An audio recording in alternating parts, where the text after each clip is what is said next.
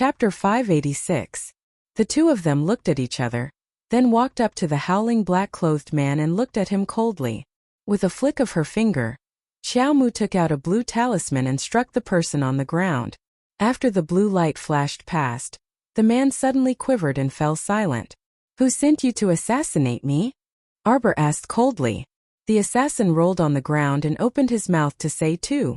Xiao Mu instantly felt her body lighten. Emolian reacted extremely quickly and tossed out a ball of fire that enveloped the assassin's entire body. At the same time, Qiao Qiao, who was hugging him, swiftly retreated backwards. Boom! The assassin suddenly self-destructed in the circle of fire that Emolian had set up. What happened? Arbor's eyes widened. She turned to look at Emolian, whose face was solemn and body tense. Emolian hugged the little girl and patted her back. She said softly, "It's okay." Arbor was confused. Why would my dictum talisman make him self-destruct? The dictum talisman was from the fourth jade slip of the golden talisman jade tome. Just like the Vajra talisman and the invisibility talisman. With a single dictum talisman, anyone with a lower cultivation level than her would obediently speak the truth. That was why she had used the dictum talisman to ask about the assassin's identity. She didn't expect that the man would self-destruct. "It has nothing to do with your talisman." Emolian hugged the little girl tightly and patted her back comfortingly. This person must have had a strand of his soul extracted and a hint planted in him. Anyone who tried to reveal the mastermind would be immediately detected and forced to self-destruct. So what did he mean by two? Arbor believed that her hearing was good. She had heard the word that the black-clothed man had spat out clearly. Emolian curled his lips, and he whispered into her ear. At this time, He Tian and the others who were attracted by the huge explosion hurriedly turned back. When he saw that his two masters were unharmed, He Tian heaved a sigh of relief. In his heart, he cursed the 18 generations of the assassin's ancestors. Why did he have to stir up trouble? Couldn't he just stop for a while? The news of the crown prince being attacked at Huabei Gate quickly spread to the ears of the great king, the queen, and the other concubines of the imperial harem. They all sent people to express their condolences. The great king and queen summoned the crown prince for questioning that very night. Xiao Mu naturally didn't join in the fun. After Emolian sent her back to the eastern palace, she washed up and climbed into bed. At this time, the great king and queen summoned the crown prince into the main hall. They looked at him carefully before asking, "Who tried to assassinate you? Do you know? Your humble servant failed to protect you. Please punish me, great king." He Tian stepped forward and knelt down to beg for forgiveness. He Tian did not neglect his duty. "It was my son's carelessness," the crown prince said calmly. The queen glared at her son somewhat angrily and turned to ask He Tian, "Did you find out where the assassins came from?" He Tian immediately looked like he wanted to say something, but stopped himself. The great king said angrily, "What are you stopping yourself for? Speak." "Your Majesty, great king and queen, please forgive me. Your humble servant found this on the assassin's body, but your humble servant didn't dare to say." He Tian presented a crescent-shaped jade pendant with both hands. The great king snatched the jade pendant from him and suddenly became furious. "Guards, go and invite noble consort Lin and the third prince here." Emolian's expression was leisurely. When Queen Zhao saw this, she became angry again. She pulled her son and said, "Imperial Mother heard everything. Today's incident happened because you accompanied that girl from the Chao family back to her maternal home." Chapter 587. When Emolian heard this, he was immediately unhappy with his mother's disdainful tone. "Imperial Mother, what Chao family's lass? That's your son's daughter-in-law. The crown princess that imperial father personally conferred upon her." The great king's mouth twitched at the side. He hated that he couldn't go up and give this son a slap on the back of his head. He was such a swindling brat all the time. Was he willing to issue this imperial edict? That was because he was threatened and forced.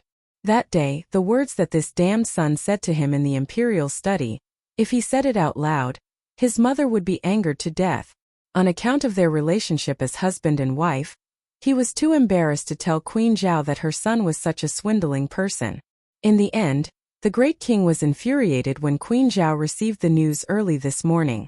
She rushed to his study and angrily scolded him. At this moment, the great king was still suppressing a bellyful of anger. He didn't have a single day of rest.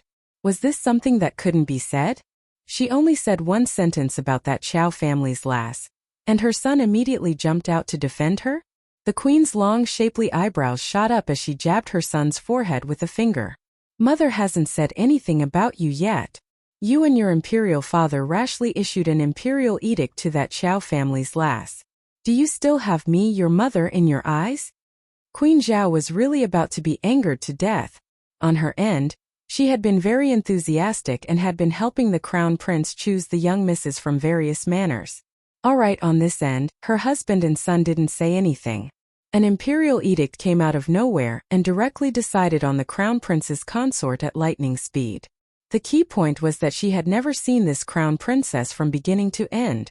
She also didn't know what her character was like. In her heart, she had two good candidates for the crown princess that she liked. Now it was all ruined by this father and son pair. Imperial mother, your son naturally respects you very much in his heart.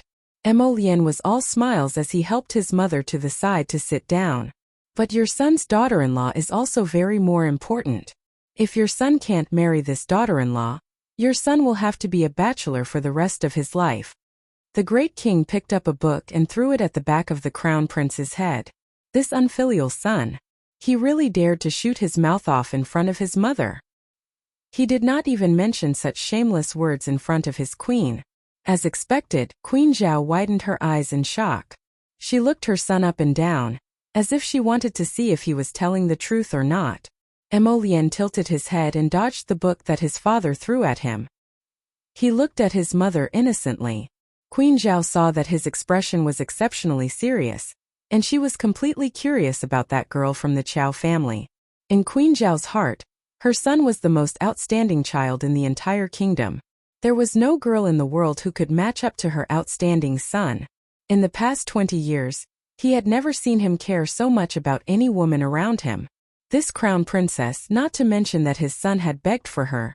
Why was he so protective of her? How curious. In short, you put yourself in danger for that girl from the Chow family. Mother is not happy. Queen Zhao said in dissatisfaction.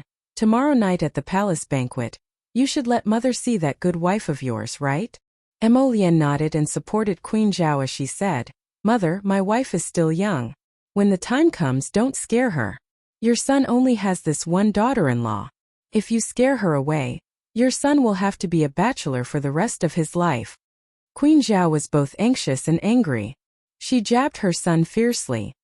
You child, you talk nonsense all day long. The great king also glared at the crown prince in annoyance. Just then they heard an announcement from outside. Great king, noble consort Lin and the third prince have arrived. Tell them to get their asses in here. The great king roared angrily. Chapter 588. A woman dressed in a gold-embroidered brocade jacket and a lily-colored dress, who was close to 50 but had maintained herself well, was currently gracefully walking into the main hall. Behind her was a man in his late 20s, wearing an azure robe. His long hair was tied up high, and he could be considered fair and clean. This concubine greets the great king. Greetings to the queen. You raised a good son. Without another word, the great king picked up an inkstone and smashed it at noble consort Lin's head. Noble consort Lin immediately turned pale with fright. She abruptly prostrated herself on the ground and trembled as she asked, May I know why the great king is so angry? Smack! The inkstone smashed at noble consort Lin's feet, scaring her so much that she paled. You still have the face to ask us. The great king paced back and forth on the steps, stamping with rage as he said, Why don't you go ask your good son? Third son Emoting immediately knelt down and repeatedly cried out for injustice, Royal father, what exactly did son do? Why are you treating royal mother like this? Is this yours? The great king picked up the crescent-shaped jade pendant from the table and threw it at Emotong's face with a smack. We remember that this was a present your royal mother gave you in public on your 10th birthday. Is this the one? It's even engraved with your tongue character on the back. Emotong's face was filled with panic as he hurriedly cried out, Royal father, why is this jade pendant here? I already lost this jade pendant 2 days ago. Royal father is wise. How could the great king believe his nonsense? He stepped forward and kicked his son to the ground. You disgraceful thing. Of all times, it fell on the assassin who tried to assassinate your sixth brother? Do you think we're easy to fool? Emotung's eyes widened in horror.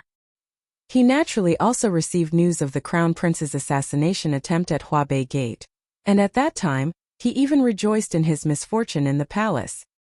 He didn't expect that this inexplicable fire would burn him all of a sudden. What was going on? He didn't do anything. This jade pendant really had already disappeared 3 days ago. How would he know how this jade pendant would appear at the scene of the crown prince's assassination attempt? Someone must have framed him. Father. The unlucky Prince Emotung shuffled a few steps on his knees and hugged the old great king's thigh with tears streaming down his face. He cried bitterly, "It's really not a son. Your son can swear to the heavens that if I really send someone to assassinate sixth brother, I will be struck by lightning and die a horrible death. Imperial father, think about it. If it was really his son who sent someone to assassinate his sixth brother, how could he leave such evidence at the scene? Ah, Imperial father. You have to believe me. I have never done such a thing." The crown prince glanced at the unlucky third prince and sighed. Father, I also believe that this matter was not done by third prince. The third prince Emotung simply couldn't believe his ears. His younger brother, the crown prince, who was rumored to be like a spring breeze on the outside but was actually extremely cold and heartless on the inside, was actually pleading for him today?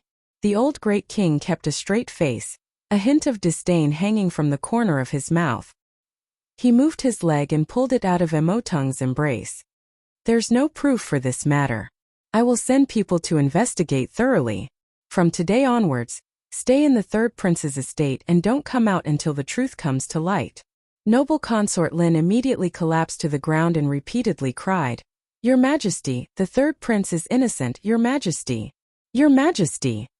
The great king didn't want to listen anymore and instead angrily rebuked Noble Consort Lin. You're also grounded for 3 days. Properly reflect on what kind of son you taught. Chapter 589. When the pitiful third prince was chased out of the main hall by the great king, he only felt the cold wind blow by, and his body also shivered. The crown prince followed him out and sighed as he looked at him. Third royal brother, I believe you, but royal father won't listen to me either. When he saw that jade pendant, he insisted that it was third royal brother who did it. Sixth brother. The third prince abruptly turned his head, wishing he could grab the crown prince's hand and pour out his heart. However, the crown prince raised his fist to his lips and pretended to cough twice, avoiding the third prince's enthusiastic claws. Sixth brother, you really have to believe me. I can swear an oath to the heavens. Emotung stuck out 2 fingers and swore. All right, third royal brother, of course I believe you. The crown prince hastily interrupted his string of swearing, cursing him inwardly for being annoying. Can't you let me finish speaking? This idiot. He's so stupid that he doesn't even know how to refute and only knows how to swear. What's the use of that? No wonder he was framed. Noble Consort Lin wiped her tears and said, Your Highness Crown Prince, I hope you can investigate clearly. Tong'er is devoted to your highness and definitely wouldn't do such a disobedient and immoral thing. Speaking of which, third royal brother was too careless. How could such a personal jade pendant fall into the hands of someone with intentions? Emo Lien sighed and glanced at Emotung. Actually, I originally had a very suspicious target in my heart. I could have mentioned it in front of royal father, but something like this happened to third royal brother. Emotung's ears twitched, and he hastily lowered his voice to ask, Sixth brother, who do you suspect? Tell older brother in private so that older brother can have an idea. You also know that older brother isn't very astute and is easily confused. Haha, why don't I say you're stupid? The crown prince ridiculed in his heart. However, he was all smiles on the surface. The crown prince also lowered his voice. The 2 brothers leaned their heads together and whispered, Third royal brother, actually I feel that second royal brother is extremely suspicious. I also have a clue in my hands that points to him. Who knew that third royal brother's jade pendant would fall at the scene of the assassination? I can't help you explain yourself to imperial father. Emotung's face instantly turned green, and he smacked his thigh as if he had thought of something. He hurriedly said to the Crown Prince, "Sixth brother, elder brother thought of something, so I'll return to the estate first." Watching noble consort Lin and the third Prince Emolian leave in a huff, Emolian muttered to herself, "Who has the time to play this kind of little game with you?" He didn't even have time to accompany his wife. This bunch of crooked melons and crack dates, looking for trouble for him. Humph, he'll just let them fight amongst themselves. "Your Highness, is the second prince planning to do something?" Huifeng whispered as he followed behind the Crown Prince. "Why not? I let him assassinate me for nothing." Our dear Emolian was filled with anger when he recalled the seductive scene that was interrupted inside the carriage. Seriously, this second prince was tired of living. Since he dared to play assassination with him, then he'll find more people to play with him to his heart's content. "Didn't you say a while ago that a downtrodden royal grandson of Westcho Kingdom fled to the second prince's estate?" The Crown Prince waved his hand at Huifeng and instructed him. Huifeng's mouth twitched, and he nodded repeatedly before leaving to carry out the order. His master was digging a grave for his second highness. But who told his second highness to be so blind? "Your second highness, you're on your own." Chapter 590. Second brother, do you know the consequences of provoking this Crown Prince? Prince Emo sneered. After walking slowly for a while, he suddenly stopped in his tracks. His expression froze for a moment, and his figure flashed as he rushed toward the Eastern Palace. She hadn't entered Paradise Planet to take a look for several days. Ever since that day she tracked the poison-tailed butterflies and got rid of a poison master. She had Sapling move all the poison-tailed butterflies into Paradise Planet. Now that she wanted to take a look, she had Sapling bring her into Paradise Planet. Chocho had specially opened up a separate poison garden for her, and even moved some of the poisonous flowers and herbs in the original medicinal field into that poison garden, completely separating it from the medicinal field. Now that she was strolling in the poison garden, she saw a group of colorful poison-tailed butterflies fluttering in the medicinal field. An enormous black shadow suddenly descended, flapping its wings as it flew toward her. Looking closely, the giant butterfly in front of her had already transformed into a human, with a pair of long and beautiful dark blue wings on its back. In the middle was the figure of a little lowly. This was the strange creature that had swooped down from the sky when she wanted to leave the Poison Master's courtyard that day. The queen of the poison-tailed butterflies had named her Xiao Xiao. Speaking of which, that pygmy poison master probably couldn't find peace in the underworld. The poison-tailed butterflies that he had nurtured his entire life were all taken in by this little fellow for her own use. The most interesting thing was that before he died, he didn't even get to see the poison-tailed butterfly queen. After the poison-tailed butterfly queen broke out of its cocoon, it happily pounced on classmate Arbor, directly acknowledging him as its master. Arbor thought that pygmy would probably cry injustice to the king of hell when he entered the underworld. Tilting his little head, Arbor waved at Xiao Xiao, who was fluttering her wings. Xiao Xiao happily shrunk her figure, turning into a butterfly as thick as a finger, and fluttered into Arbor's hand. She cutely called out, "Master, master, you've come to see me?" "That's right. How are you and your little friend staying? This place is great. The mystic energy is rich and we're free.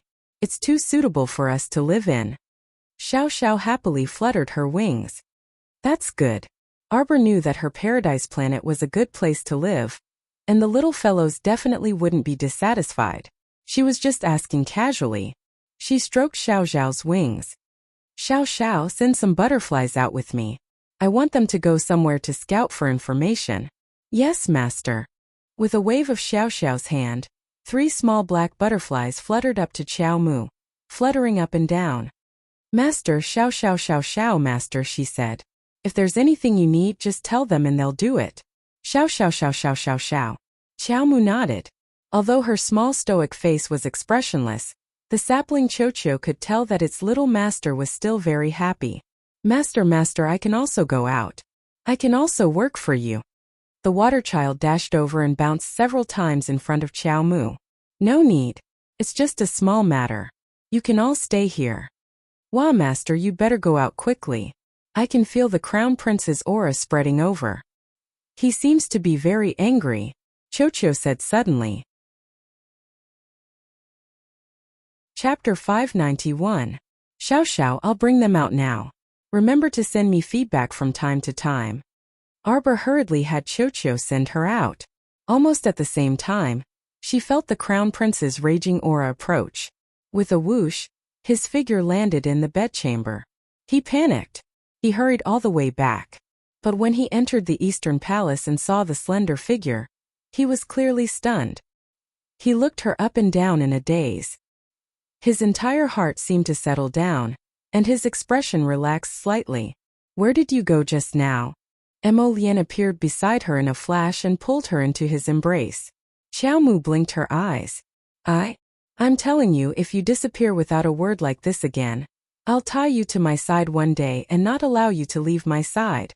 Emolian lowered his head and was about to bite the little fellow's mouth. Our dear Xiaomu hurriedly reached out a small paw to block his lips and silently communicated with the sapling. Can you bring Emolian into Paradise Planet now? No. Last time, Chocho was almost exhausted from bringing in so many living creatures from the outside world. The Crown Prince is such a big person. Let's wait a while. Arbor's eyes curved suspiciously. Only one person. Last time you brought in so many butterflies, but they were fine. Other than Master, living people are the hardest to bring in. It's another matter if they're dead. Scram. Who are you talking about dying? Arbor's beautiful brows immediately furrowed. No, I didn't say anything. The Crown Prince's cultivation is so high, how could anything happen to him? Wow, Master is so scary. She quickly smoothed things over.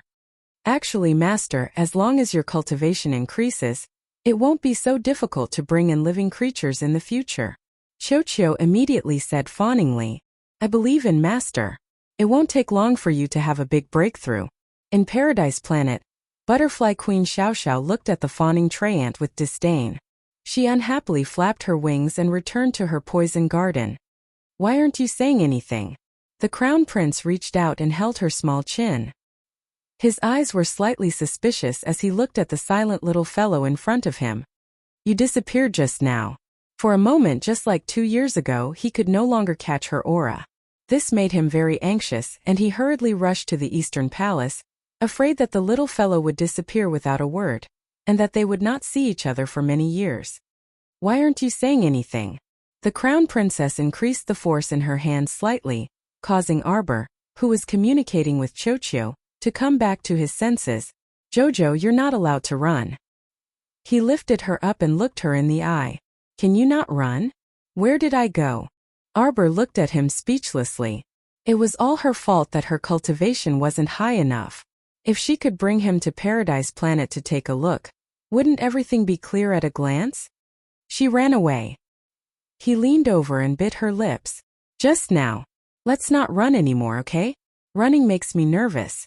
Next time if I can't feel your presence, I'll take measures against you, okay? Apui, what measures do you want to take?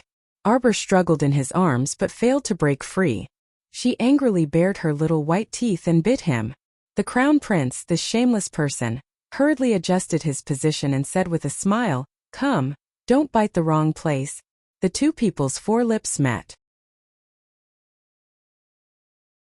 Chapter 592. Splash. A trickle of water splashed onto Prince Mo's face. Arbor's little finger was encircled by a ring of clear spring water, glistening and flowing back and forth between her fingertips. At this moment, the handsome and otherworldly Crown Prince Mo was looking at her in bewilderment with a head full of water, his long hair dripping wet. This appearance. Arbor couldn't help but snicker, and then burst out laughing. Emolian looked at her in a daze for a while, then suddenly hugged her tightly and said excitedly, Jojo, you smiled at Jojo? Look at this fool, was it worth it to be so happy just because she smiled? He wanted to grab her and fly up. Arbor reached out a pair of little claws and rubbed his wet face, a faint gentleness flashing through her big eyes. You're wet, go take a bath. Okay, then you should sleep early. Don't worry about the palace banquet tomorrow night, I'll go with you. Prince Mo rubbed the little fellow's forehead. Arbor snorted. I'm not worried at all. It's others who should be worried. If someone is blind enough to provoke me, I'll help you hit them back. Prince Mo immediately agreed without any restraint. Arbor pursed her watery lips, her eyes shining brightly. She poked his chest with a finger. I'll hit them myself. Okay, hit them yourself.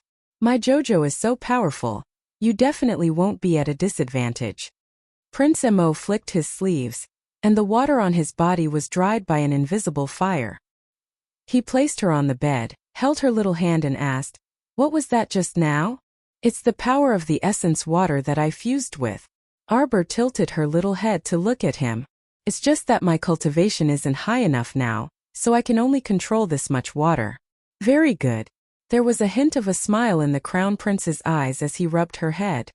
"You've yet to break through to the spirit realm. But you already control the most powerful water spirit, the Holy Spirit water that can crush 9th level spirit water. When you break through to the spirit realm, you'll naturally be able to use it with ease. 9th layer spiritual water." Arbor had never heard of it before and was curious. "That's right, 9th layer spiritual water. When breaking through to level 15 Great Mystic Cultivator realm, as long as one can comprehend one of the 5 spirits, they can enter the spirit realm," the Crown Prince explained. "But normal mystic cultivators can only comprehend the 1st to 5th levels of the 5 spirits. Those who were able to comprehend the 6th level of spirit fire and water were all extraordinarily talented individuals within the spirit realm. You have surpassed the comprehension of the 9th level of spiritual water." "I didn't comprehend anything. I can use the power of water after fusing with the essence water." The little fellow's explanation made a certain Crown Prince's mouth twitch. Yes. My JoJo is amazing." The Crown Prince laid her down and covered her with the blanket with a grin. He leaned over and gently kissed her forehead. "Go to sleep." "Where are you sleeping?" Arbor suddenly asked. "Are you keeping me?" The Crown Prince was startled, and a mischievous smile immediately surfaced on his lips. "The bed is quite big, so we can squeeze and sleep together. Pretend I didn't say anything." Darling Chow pulled the blanket over her little head and shrank inside, wrapping herself into a cocoon. The man chuckled softly and reached over to pull the blanket over her, insisting on pulling her little head out of the blanket. All right, hurry and sleep. Don't suffocate yourself. Be good, okay?" Chirp. Receiving a kiss on her little face, the little one muttered and turned her face away. Chapter 593. Sleep well, there's no rush to wake up early. Tomorrow when I'm done, I'll come back and tell you a big joke. The Crown Prince narrowed his eyes and smiled. He reached out to tuck the little fellow in before leaving, until his bamboo-like figure gradually disappeared from the window outside the bedchamber. Arbor continued to stare in a daze. She suddenly shrank her head into the blanket and reached out to touch her slightly hot little face. His words lingered in her heart, and not long after, she poked her head out of the blanket. She was as timid as a small animal in the snowy night, her eyes especially bright in the dark night. There was only one candle lit in the corner of the room, and the faint yellow light spread out. After tossing and turning for a while, she didn't know when she fell asleep. When she opened her eyes, it was already late in the morning. Xiao Yao heard her movements and immediately walked over with a smile. She helped her freshen up and change her clothes with a smile on her face. "Little mistress, did you sleep well last night?" "Not bad." Arbor pursed her lips. She thought that the Crown Prince must have given her some medicine, otherwise, how could she sleep so soundly later on? "That's great." Xiao Yao took out a red dress for her to change into. She said, "Her Majesty the Queen is holding a small banquet tonight to see Little Mistress." "Little Mistress, you don't have to worry too much. Her Majesty the Queen is an especially forgiving person." Arbor fiddled with the jade beads in her hand and said with a childish attitude, "If she doesn't treat me well, I'll ignore her." Xiao Yao almost laughed out loud. She fiddled with her hair. "Comb it again tonight. It's still early, so let's leave it like this for now. Does Little Mistress want to eat now?" "I'm not that hungry. I'll go read for a while. I'll just get some snacks later." "It's better to eat some staple food." "No need. I'll eat later. Get more food. After eating, I'll go to that whatever palace banquet." The little fellow waved her hand. She hugged the book and ran to the brocade couch by the window to read. Xiao Yao was a bit dumbfounded. After staring blankly for a while, She couldn't help but want to laugh. Little Master wanted to eat his fill so that he could join the battle later. Emolienne didn't come back until the evening. Arbor saw her, put down his book and ran over. I finished reading all the medical books. You can send them back now. It's snowing outside again. Emolienne was very wet all the way, so he didn't go forward to hug her. Instead, he prepared to change his clothes.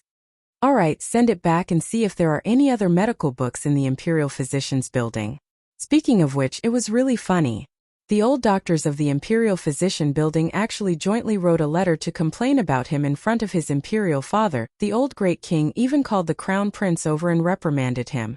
But in the end, the crown prince still didn't return the book to the imperial physician, so the matter was left unsettled. The little fellow followed closely behind him. Then let's eat. Emolienne took off his outer robe and changed into a clean one. He reached out to hug her. Are you hungry? Set the table. Yes, Your Highness. Xiao 11Z retreated and gave the order. I'm not that hungry, right? The little fellow had just chewed on a peach. She rubbed her stomach. It's only when I'm full that I have the strength to beat people up. She had a feeling that this banquet was going to be a torturous one. That's why she had to eat her fill in advance, so that she wouldn't have to listen to some people's chatter when she was hungry.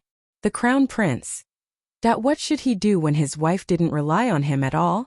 Beating people up was so tiring. Did he need his wife to do it?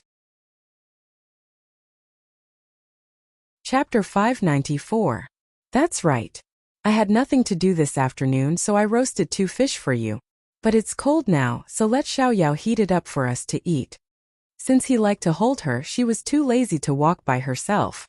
The two of them sat on the embroidered couch. Emolienne turned the little girl's face and looked at her with a smile.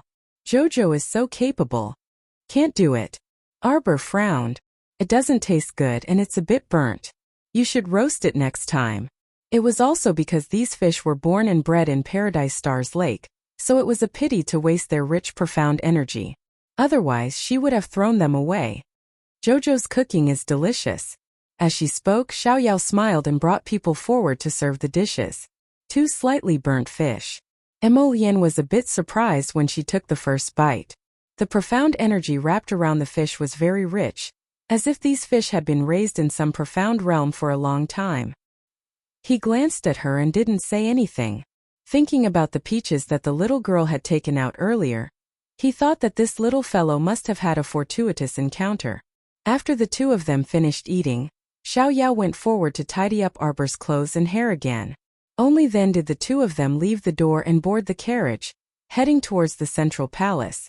At this time the snowflakes were a bit heavy. Arbor reached out a hand to the curtain and watched the snowflakes fall on her palm, sparkling brightly. Her brows moved slightly. She thought of the Spirit Division Records Technique chapter, which recorded a strange technique related to the water spirit. Using water to condense ice, ice to melt snow. Ice as needles, ice as arrows, and snow as fragments of dust. Could harm people invisibly. With her current cultivation, she couldn't use the water spirit's power in a large area. If she could secretly use it in a small area, she would be able to obtain a strange victory in battle. The crown prince saw her sitting in the carriage silently staring at the 6-chestnut snowflake in her palm. He couldn't help but raise his brows and whisper a word to the driver. The snow in her palm suddenly melted into a bit of water, and then a small stream of water emerged from her palm. It didn't turn into ice for a long time, and Arbor's forehead condensed a trace of sweat. The carriage quietly walked on the palace road. Without Arbor's knowledge, it took a long detour and slowly headed toward the central palace. Condensing water into ice was easier said than done. It was impossible for her to be born with the ability to change the form of water and easily condense water into ice. Chocho's assistance would always be an assistance. Only when she could control the water manipulation ability would it be her own power. This required her to try again and again to test the waters and put in more effort. Because she had fused the life essence water, she might have a success rate that was more than 10 times higher than others. However, she still needed to constantly try to solidify it. There was nothing that could be easily obtained. The crown prince stared at her with a smile on his lips. His Chow Chow was truly a person with outstanding innate talent. Even a snowstorm could open the door to enlightenment for her. This kind of comprehension ability was already one of a kind in this world. After an hour, Arbor grasped the essentials. Under her control, a small stream of water condensed into a piece of sparkling ice crystal. In a flash, this piece of ice crystal turned into a 6-chestnut snowflake, flashing in her hand. When she suddenly raised her hand, it suddenly flew out. Swoosh, swoosh, swoosh. The snowflakes cut through several nearby trees. After the carriage moved far away, the trees split from the middle. The upper half of the branches suddenly fell to the ground and split into 2 pieces. Arbor sighed and turned to meet the Crown Prince's smiling gaze. I just got home. You don't have to wait for me until 11 o'clock. Chapter 595. This kind of control over the water spirit can absolutely be considered as a gift blessed by the heavens. Emolienne pinched her small face. After all, his little one hadn't even broken through to the spiritual realm. Using the water spirit required spiritual energy as a guide at the very least, right? However, this little one broke all the rules. No level 11 mystic cultivator could use mystic energy to control the water spirit. This wasn't as simple as skipping levels to control it. This little one was definitely an oddball. If she wasn't exceptionally gifted, then what was she? The Crown Prince looked proud as he warmed up the little one's slightly cold hand. Then are we late? Arbor looked up at him when she saw that the sky had already turned completely dark. It's a special situation. I've already sent someone to report to Mother Queen's brilliant Sun Hall, the Crown Prince said with a smile. Then will your mother think that I was late on purpose? Although the little one looked aloof on the outside and didn't say many things, she was actually an especially soft and meticulous person. Sometimes she thought a lot, but she wouldn't say it all out loud. Her intuition toward people was also especially sharp. She could almost instantly determine who was good to her and who was hostile to her.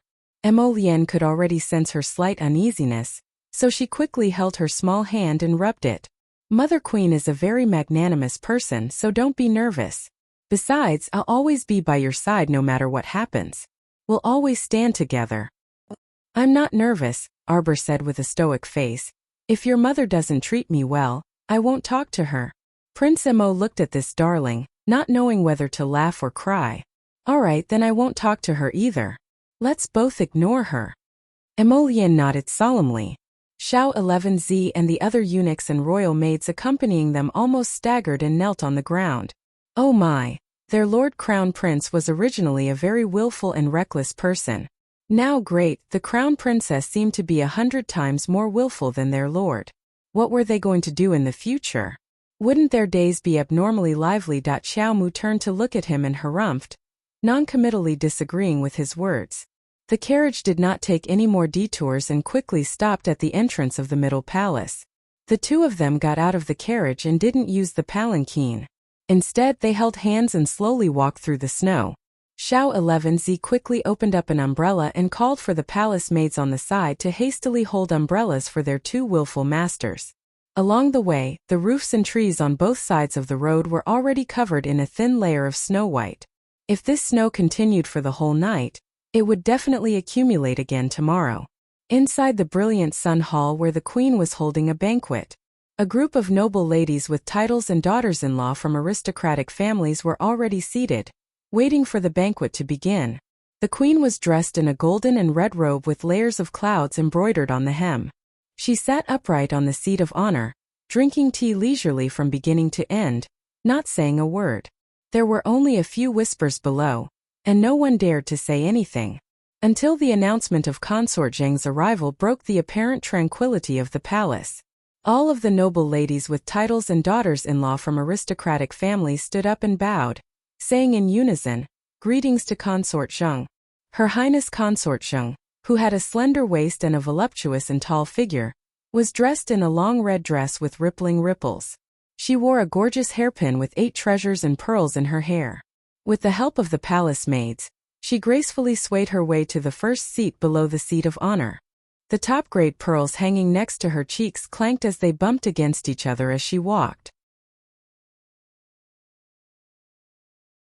Chapter 596. Her red lips were slightly curved, and her figure was graceful. Although she was in her early 20s, she was dressed as pretty as a 15 or 16-year-old girl, so she didn't look too out of place. All the concubines and princesses also stood up to greet her. In front of Consort Zheng, other than Her Majesty the Queen, who didn't need to worry about Consort Zheng due to her precious and noble status, no one else dared to be careless. Dispense with the formalities. Consort Zheng reached out to touch the jade tassel pendant that had been scraped to the side of her face, a frivolous smile hanging on her lips. She unhurriedly curtsied to Her Majesty the Queen, who was sitting at the head of the table. "Greetings, Your Majesty the Queen." Queen Zhao glanced at her indifferently and nodded. Consort Zheng's but was just about to sit down on the first seat below the head of the table when Queen Zhao irreverently curled her lips and coldly said, "Younger sister Zheng, you're sitting in the wrong seat. That's where the crown princess is sitting." Consort Zheng's smile immediately froze on her pretty face. Cough. One of the two middle-aged concubines sitting below the head of the table choked on her tea and coughed out a laugh. Both of them were in their 40s and had maintained themselves well. Although they couldn't be considered young and beautiful, they still retained their charm. One of them was Consort Zheng, the mother of the great king's son Mo Jiao, and the other was Lu Fei, the mother of the second prince Mo Lu. The one who coughed out a laugh was Her Highness Consort Zheng, and Consort Zheng was currently glaring at her fiercely. The latter pretended to wipe her mouth with a handkerchief and didn't say anything, but the smile on her lips couldn't be wiped away. "Older sister Zheng, come sit here." A royal concubine in her 20s gently pointed at the seat in front of Consort Zheng, as she spoke to noble Consort Zheng with a grin. Consort Zheng then glared at her fiercely and sneered, "Your Majesty the Queen, this daughter-in-law who was suddenly betrothed is really putting on airs. What time is it now? Why aren't they here yet?" Just as she finished speaking, a eunuch outside the brilliant Sun Hall reported, "The Crown Prince and the Crown Princess have arrived." The group of noble ladies and aristocratic families immediately revealed expectant gazes as they eagerly turned their heads to look at the open door outside the hall. Consort Zheng immediately lost her composure. She straightened her back and glared at the seat under her butt. If her gaze could split the seat, she would have done it long ago. That damned old hag. Why didn't she say that this was the Crown Princess seat earlier? Why did she have to wait until she was sitting down? How embarrassing. Consort Zheng stood in front of the seat. She felt that it would be too embarrassing to walk away now, so she didn't sit down. Instead, she looked coldly at the couple entering the hall hand in hand. Who knew how many people's gazes they had attracted on their way here? The Crown Prince and the Crown Princess were dressed in red as they walked in hand, looking very eye-catching. The man was tall and slender, handsome like an exquisite piece of jade, while the girl was icy and beautiful like the cold moon. No one could find a single flaw in their appearances, so much so that everyone couldn't help but think the same thing in their minds when they saw this scene. A match made in heaven.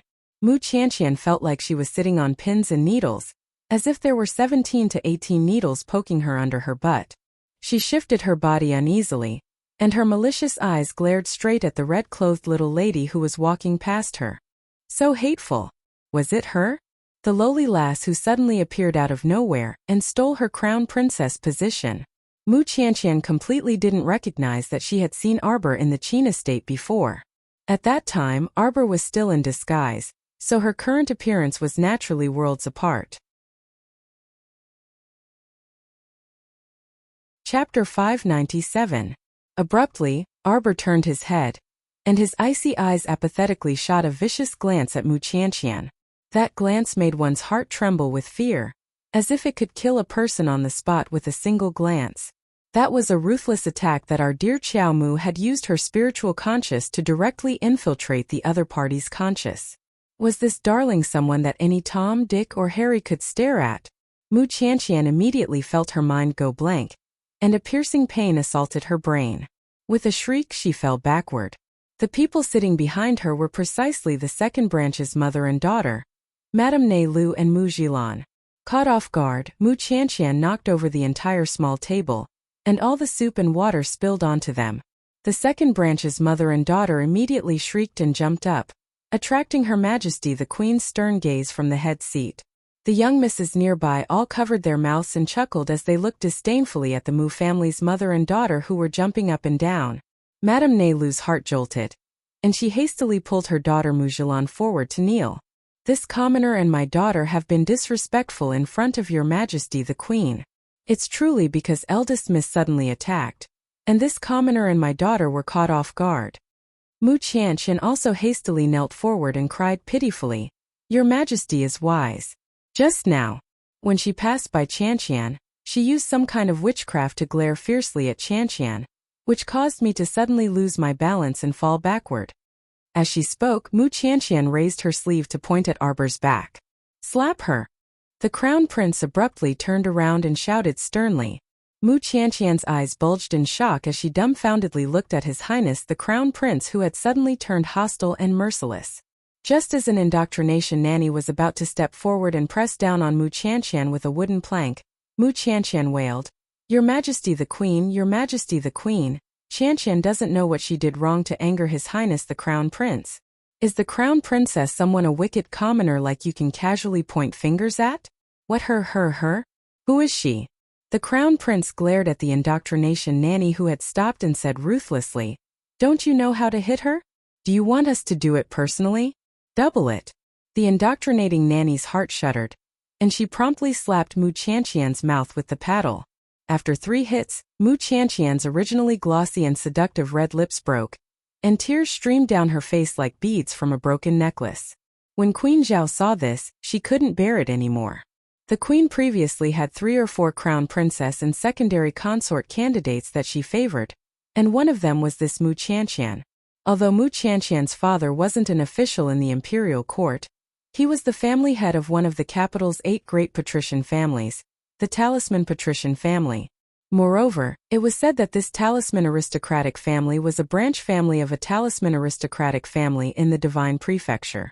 Their influence was absolutely not to be underestimated.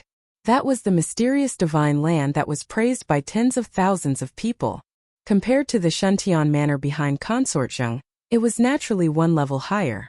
If the crown prince were to marry the daughter of such an aristocratic family, it would definitely be of great help to him. The other few were also daughters of high-ranking officials or daughters of aristocratic families.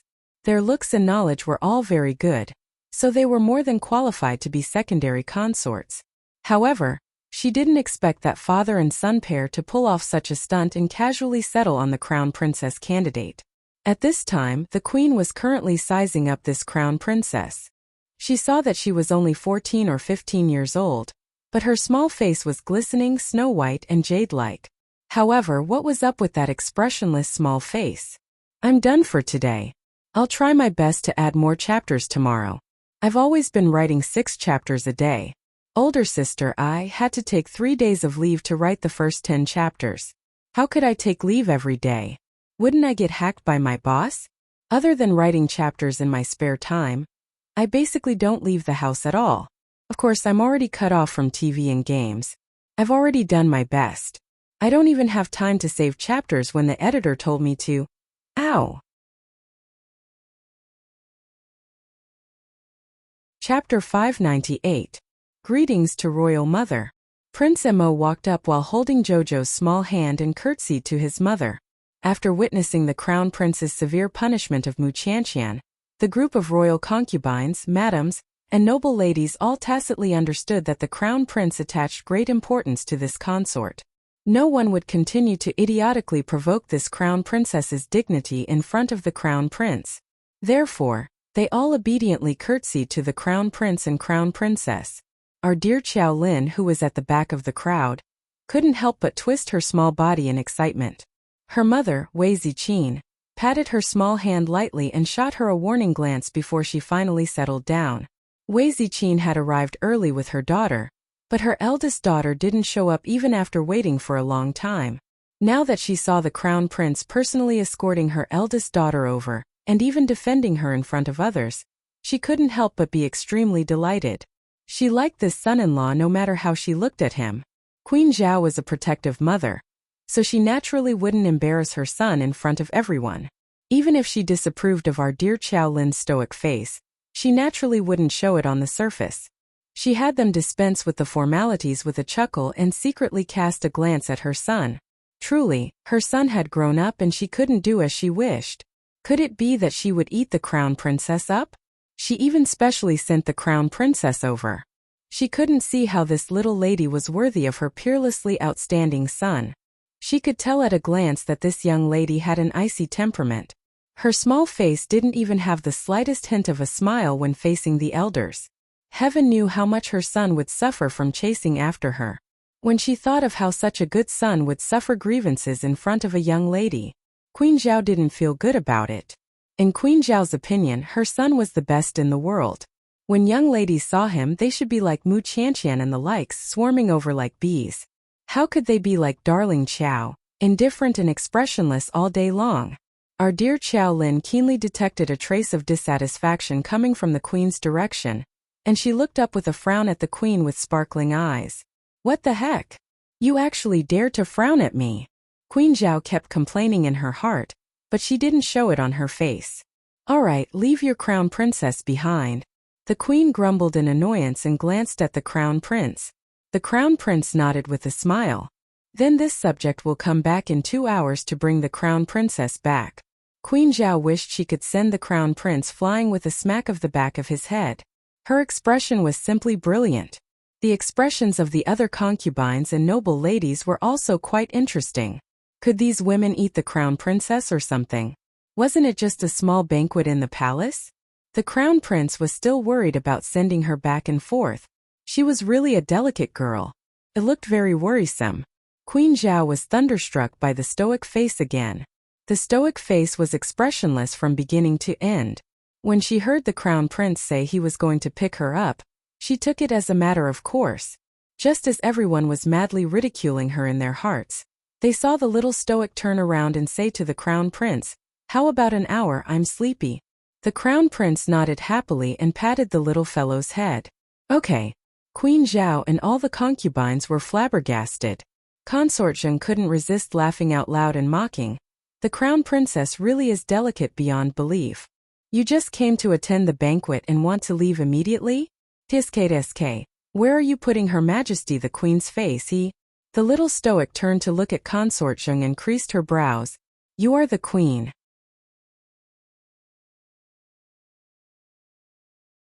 Chapter 599. Consort Zheng was dumbstruck for a moment before retorting angrily. I am Consort Zheng. Your mistress hasn't even said anything yet, so why are you a concubine spouting so much nonsense? You don't even know the slightest bit of etiquette. Arbor irritably prodded her and turned her head away, no longer looking at her. This time everyone was truly shocked. It was fine if the crown princess didn't say anything, but the moment she opened her mouth, she verbally attacked Consort Zheng.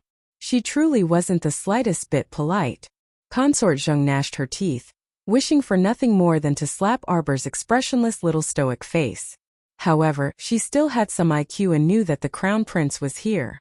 If she dared to lay a hand on the crown princess, she would definitely be sent flying by the crown prince, who was protective of his own.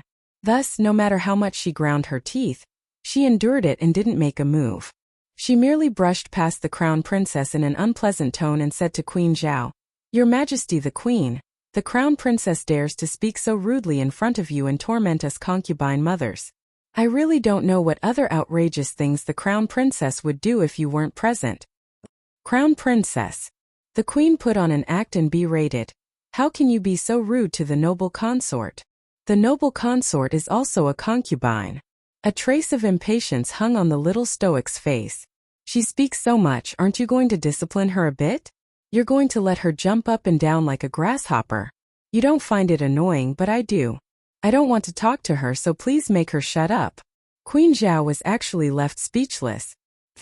A pretty and delicate girl about 18 or 19 years old abruptly laughed out loud. Immediately after, she attracted a slight glare from her lady mother, and the girl playfully stuck out her tongue before closing her small mouth. She then secretly winked in Arbor's direction. That's 8th sister Mou. She has a good temper. If you're bored, you can go find her to play. Emolian curled his lips as he whispered while tugging at Xiao Qiao's small hand. Consort Zheng's expression could no longer be described as ugly. A layer of dark clouds was smeared on her pretty face. Her eyes revealed a bit of viciousness as she coldly stared at this little slut, who dared to speak nonsense and ruthlessly trample on her imperial concubine face. Very good. How many years had it been since someone had dared to speak to her in such a disrespectful tone? That slut who dared to provoke her imperial concubine had long been drowned at the bottom of the pond in the imperial garden, and turned into a pile of mud. She couldn't be more dead. The crown princess, this little bitch, just because the crown prince doted on her, she dared to look down on her. She wanted her to regret coming to this world. Young He, you are glaring at our crown princess like this. Are you dissatisfied with her?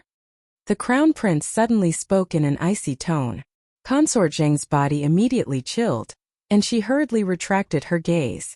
She forced a smile and said, Your Highness, the crown prince must be joking. How could this concubine dare to be like this? After speaking, she rubbed her forehead and pretended to have a headache. She said delicately to Queen Zhao, Your Majesty the Queen, please forgive younger sister. Younger sister has a headache and will take her leave first. What a disrespectful concubine. Darling Qiao said with a cold expression, You just came to the banquet and already want to leave? Haha. Where are you putting Her Majesty the Queen's face? This completely threw Consort Zheng's words back at her.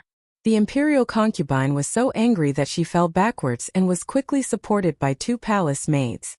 Everyone. Queen Zhao's mouth twitched fiercely as she solemnly sized up the little girl. Chapter 600. Consort Zheng's favor in the imperial harem had never declined. It could be said that she had covered half the sky with a single hand for so many years, but Queen Zhao had never seen her suffer such a setback in recent years.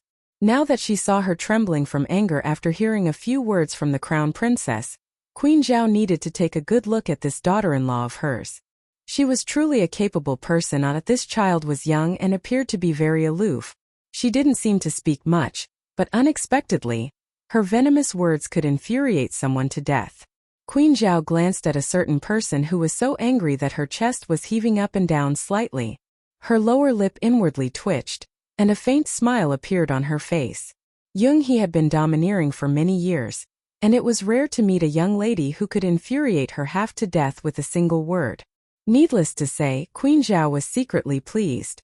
Looking at Arbor's stoic little face, she found her somewhat pleasing to the eye. The young lady that her son liked was definitely extraordinary. Queen Zhao thought to herself, I'll just observe for now. Royal mother, then this son will take his leave first. I'll come back to pick up my crown princess in an hour. The crown prince held Arbor's small hand and even escorted her to her seat. Only then did he bow to the queen and take his leave. Queen Zhao really wanted to pick up the teacup next to her and throw it at his head. This stinky son, he really only gave her an hour to interact with him. After the crown prince finished bowing and exhorted his little wife, he flicked his sleeves and left. Naturally, he also took away the infatuated gazes of the numerous young ladies in Brilliant Sun Hall. Queen Zhao didn't know what to say. She felt that she had raised a son for nothing. Consort Zheng originally wanted to flick her sleeves and leave, but after the queen said, Younger sister, are you really not giving this consort face like the crown princess said?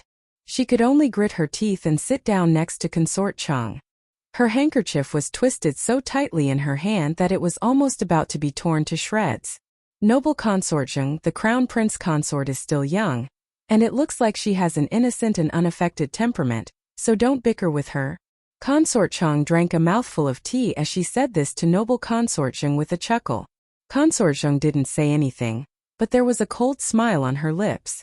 On the other end, after Mu Qianqian was scolded, her mouth was already completely rotten. Madame Mu couldn't bear it and wiped her tears, but she didn't dare to take her daughter away at this time. She could only watch her daughter sit there with a rotten mouth, as if sitting on pins and needles, and accept the malicious sneers of the noble ladies around her. Mu Qianqian cast her resentful gaze at Arbor from time to time. Her entire heart was rather uncomfortable when she saw that lofty person sitting in the first seat below the queen. It was all because of that slut that the crown prince punished her in public, making her unable to raise her head in front of everyone.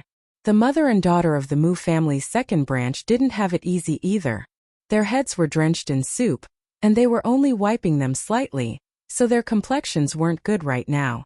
During this small banquet, the Mu family simply became the laughingstock in the eyes of all the noble ladies in the capital. Today's small banquet was held to let you all recognize the crown princess. The queen said dryly. The crown princess mother, please step forward. Wei Ziqin stepped forward and performed a proper curtsy. This subject greets your majesty. The queen casually praised the crown princess a couple of times insincerely and also bestowed many gifts to Wei Ziqin, giving the Chao family enough face. Only then did she have her withdraw to continue eating. Consort Zheng's cold gaze roved over Wei Ziqin's face, but she feigned silence while holding her cup. At this time, a woman suddenly stood up and curtsied to the queen. Today I will write a reward for you guys. Let's see when the time comes.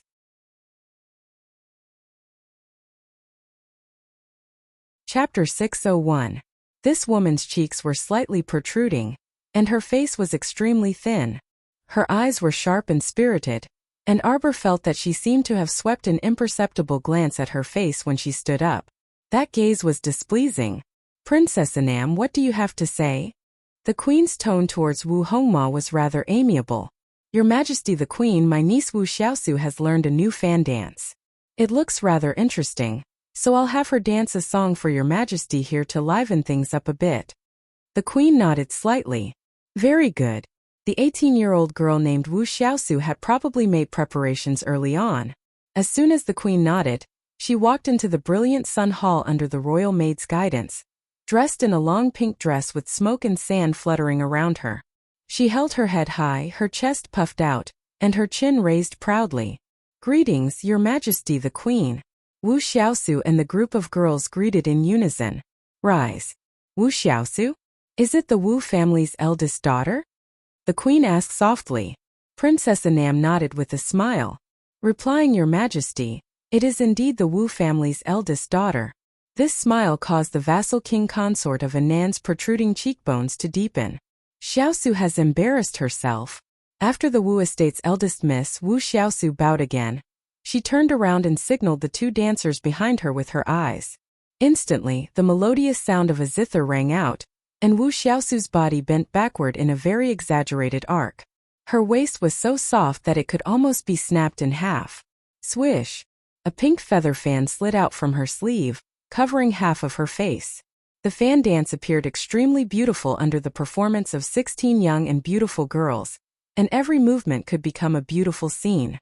The stoic face was expressionless as she poked at the food in front of her with her chopsticks.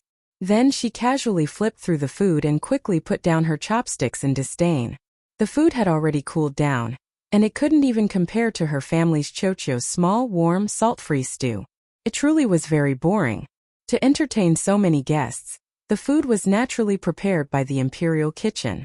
On the way from the imperial kitchen to the central palace, although the food was packed in brocade boxes and padded with cotton wool, it was still a long journey. It would be strange if the dishes were not cold after being carried all the way here on such a snowy day. The little fellow had always been a picky eater, and was unwilling to touch the cold food. How could her mother, Wei Ziqin, not know her daughter's delicate temperament? Looking at her daughter from afar, her eyes were slightly worried. Crown Princess, let this servant add some fruit wine for you. A palace maid serving beside her lowered her head and took 2 steps closer. She held the white jade pot in her hand and added a fruity wine to Arbor's cup. This was a winter fruit that could grow in a world of ice and snow. It could be used to fill one's stomach when one was hungry. It was also good for brewing wine. The fruit's fragrance was very rich. The main reason was that this type of plant was very easy to grow, and the probability of mutation was not high. Therefore, in the inner city of the capital, the seeds of this type of fruit tree had been planted on a large scale in recent years to satisfy various needs.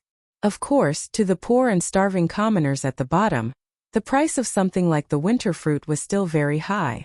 Arbor expressionlessly raised her wine cup and fanned it twice with her hand. As a fruity fragrance assailed her nostrils, Arbor's expression turned icy cold in a split second.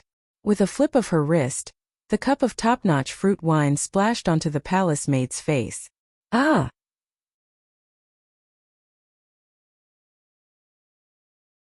Chapter 602. The palace maid suddenly fell to the ground and covered her eyes, ears, mouth, and nose with her hands. Black blood spurted out from her face, looking extremely terrifying. Everyone was in an uproar and stopped eating. Her Majesty the Queen was so shocked that she suddenly stood up from her seat, and the song and dance stopped. Wu Xiaosu had just danced to the climax of the dance when she was suddenly interrupted. The music stopped, and the girl turned around with a face full of shame and resentment. Arbor looked at her coldly and slightly glanced sideways at the palace maid who was covering her face and rolling back and forth on the ground. He didn't say anything for a long time. The brilliant Sun Hall was dead silent. Everyone stared at the palace maid with frightened eyes. "Crown Princess, what did you do?" Consort suddenly screamed, deeply afraid that that royal maid would be blind and roll in front of her, contaminating her with some filth. Noble Consort continuously retreated several steps, making a fuss over nothing, acting like a village woman. Arbor coldly said, "This palace maid poured me a cup of poisoned wine. I just gave it to her." Everyone was silent. "Thank you. Crown Princess, why are you so generous? Poison wine." Her Majesty the Queen's eyelids suddenly jumped. Thinking of her son's protective expression when he left, she couldn't help but reach out and press her aching head. With her son's temperament, his beloved wife was attacked by an assassin in the brilliant Sun Hall, so he definitely wouldn't leave the matter at that. "Go and ask old imperial physician Chow to come here." Seeing the palace maid rolling on the ground but not dying, everyone felt a chill in their hearts. That palace maid's face should be rotten. Otherwise, why would there be black water constantly coming out from her 5 fingers? What kind of powerful poison was this?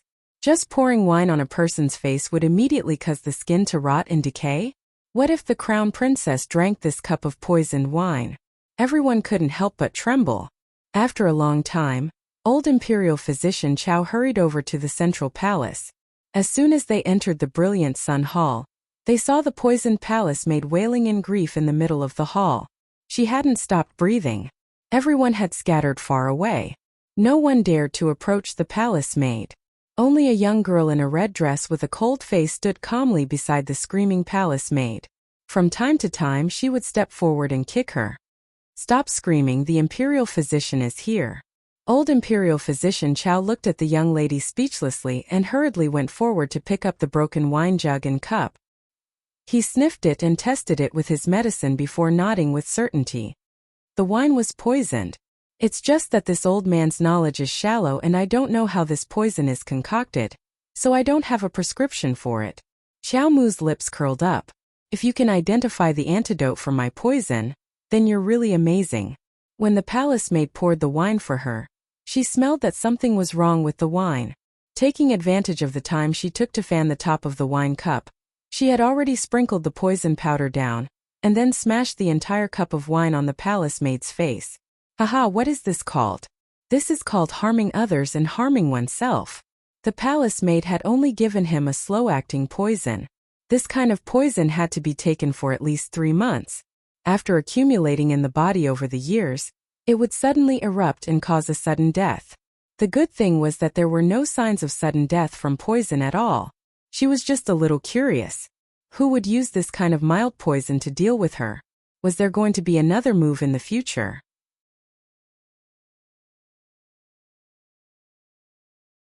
Chapter 603. She was very patient, someone who knew how to do big things.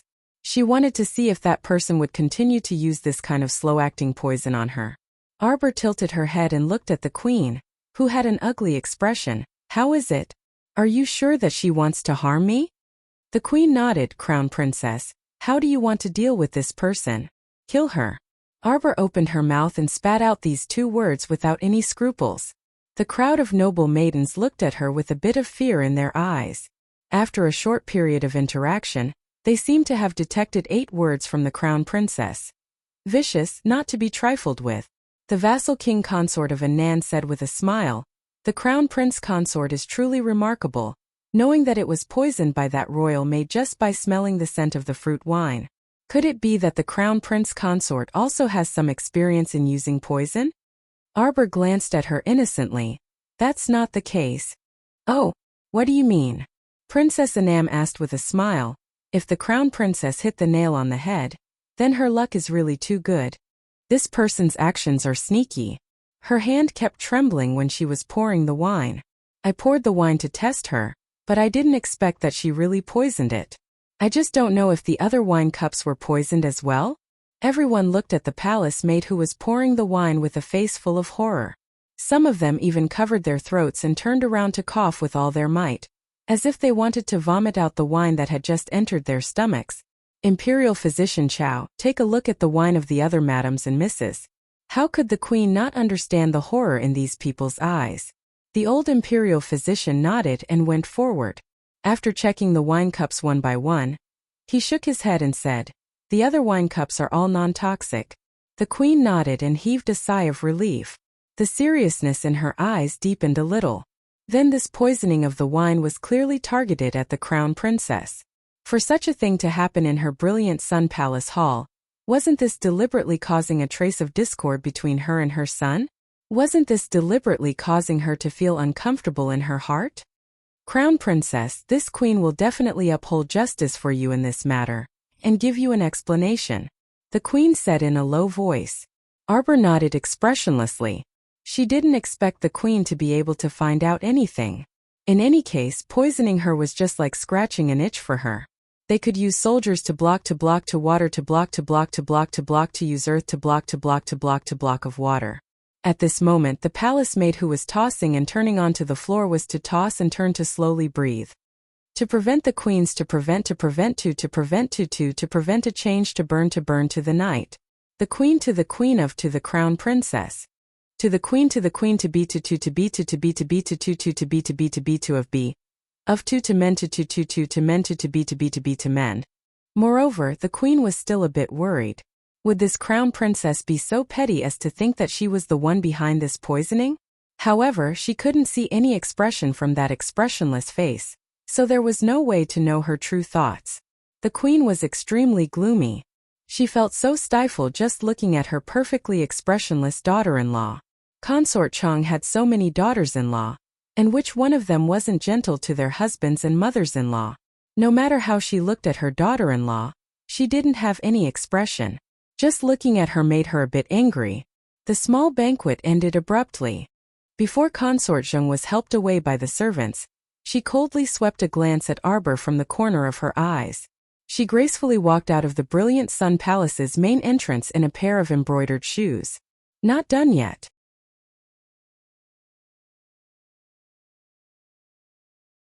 Chapter 604. The moment Arbor walked out of the brilliant Sun Hall, she was pounced on by a chirping Shaoliner. "Sister, are you coming home with us today?" Jolin asked with a grin. "Your sister can't go back today." Arbor was just about to agree when she was interrupted by that hateful voice. She turned to glare at him. The crown prince quickly walked over and naturally reached out to hold her little hand. He turned to smile at Wei Ziqin. "Mother, Jojo still has to stay here for a few more days. Tomorrow Lord Father will summon her, so there's no need to go through so much trouble. Mother, don't worry, I'll take good care of Jojo." This shameless person who was acting all familiar with her even called her mother in front of all the noble ladies who had yet to leave. Wei Ziqin was stunned. Then she covered her mouth and laughed. After laughing, Wei Ziqin pulled her daughter's little hand. "Crown Prince, I'll leave after having a few intimate words with Jojo." "Okay, I'll wait here for Jojo." The crown prince smiled and nodded. Wei Ziqin pulled Arbor a little further away and walked under the eaves of the corridor. She whispered, "Daughter, you'll be of marriageable age in 3 months, so you're still young. Don't do anything out of line that will make mother worried, okay?" With Arbor's clever mind, she understood what her mother wanted to say when she heard her mother's hemming and hawing. Her little face inexplicably reddened. "Mother, what are you talking about?" "He's been sleeping alone in the side chamber for the past 2 days. Wei Ziqin beamed and nodded. She couldn't help but praise her son-in-law. "I knew that Xiao Imo is a very sensible child. He has a good character and a good temperament. He's also handsome. Mother really didn't misjudge him. You two are a match made in heaven. Ha ha ha. Mother, please stop praising. I'm your biological daughter, aren't I?" "Good daughter, your performance in the main hall today was also.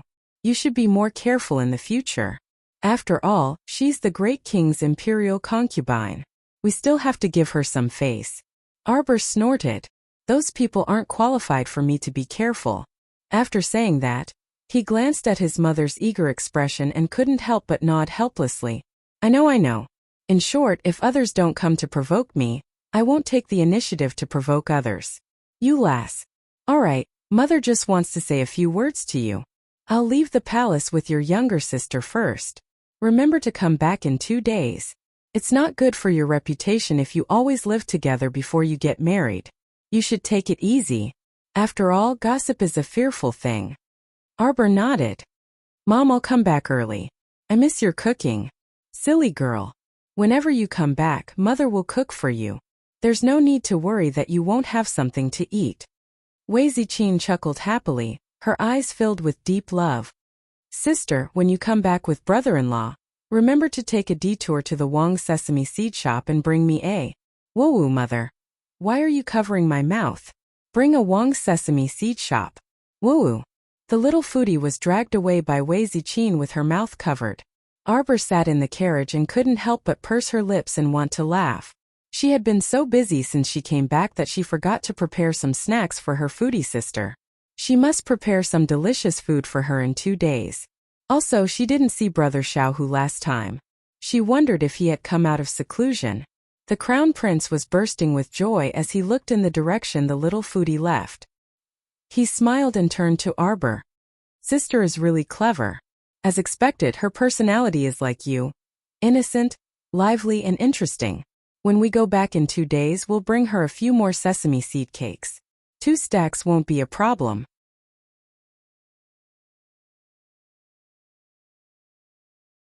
Chapter 605. Arbor didn't know whether to laugh or cry as he glanced at him. Do you think my sister is a pig? Huifeng really wanted to ridicule him.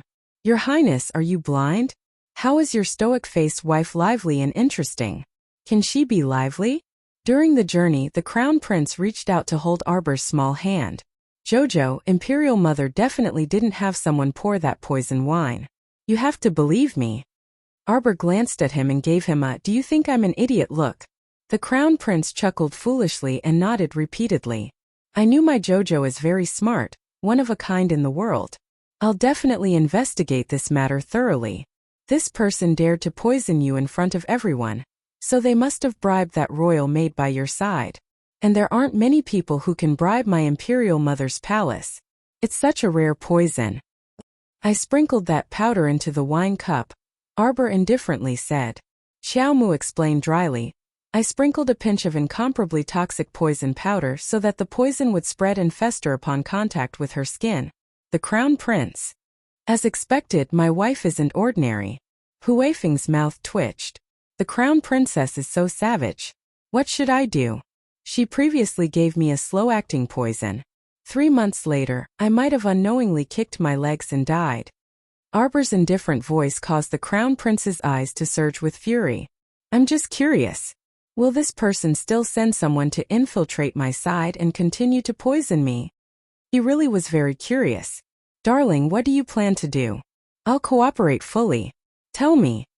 Huifeng. Your Highness, hurry and pick up your moral integrity that's all over the floor.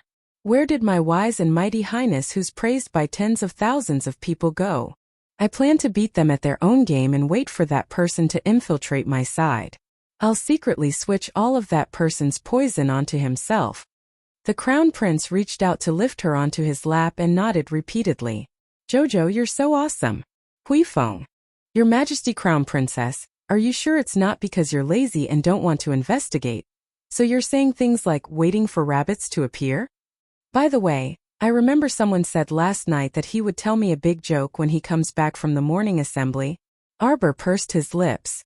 The crown prince immediately understood and laughed in a low voice. Last night, I heard that Second Imperial Brother's residence was robbed. The whole night was chaotic. Second Imperial Brother fell down while trying to catch the thief, and his elbow was broken. Arbor pursed his lips. But today when I saw his mother Lu Fei, she was still smiling as if nothing had happened.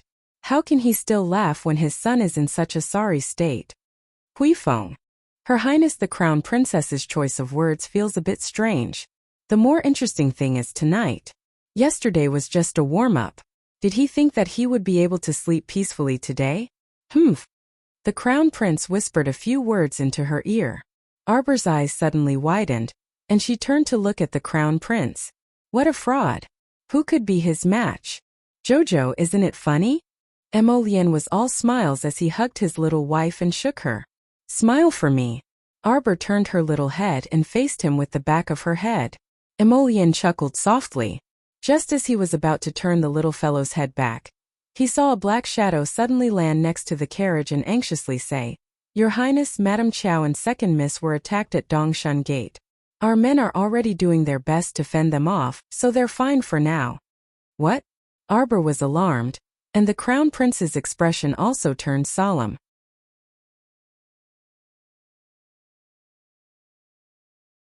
Chapter 606. The two of them were no longer in the mood to enjoy the snowy night along the way. They both jumped off the carriage and rushed towards Dongshan Gate at an extremely fast speed.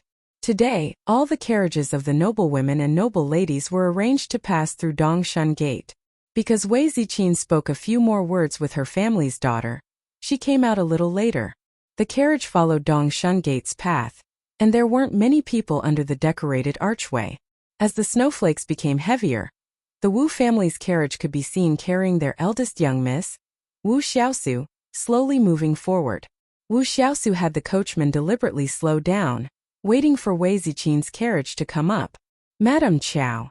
Eldest young Miss Wu unhurriedly lifted the curtain and poked her head out to softly call out. Wei Ziqin also lifted a corner of the curtain and looked at eldest young Miss Wu. She nodded and said, Young Miss Wu, what's the matter? Madame Chow, I'm really sorry. There seems to be a problem with my carriage's wheels. I wonder if you could give me a ride? Wei Ziqin glanced sideways and saw that the rear wheels of Wu Xiaosu's carriage were indeed a little crooked, as if they wouldn't be able to support a long journey. Young Miss Wu, we don't seem to be going the same way. Xiao Lin poked her head out and grinned at Wu Xiaosu. I see that your wheels are only a little crooked, so they should be able to run for a while.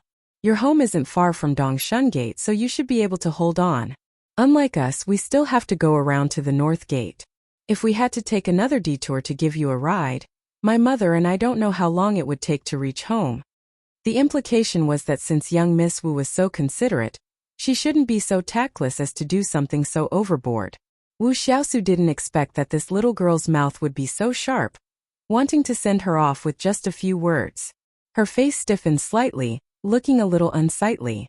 That coachman jumped off the carriage at the right time and bowed to Wei Ziqin, saying, Madame Chow, I originally didn't want to trouble you, but from this old servant's many years of experience driving carriages, these wheels really won't be able to hold on for long. Right now it's freezing outside. If the wheels break and can't run, then our young miss will have to endure the entire night in the snow. Madam, please be so kind as to give our young lady a ride.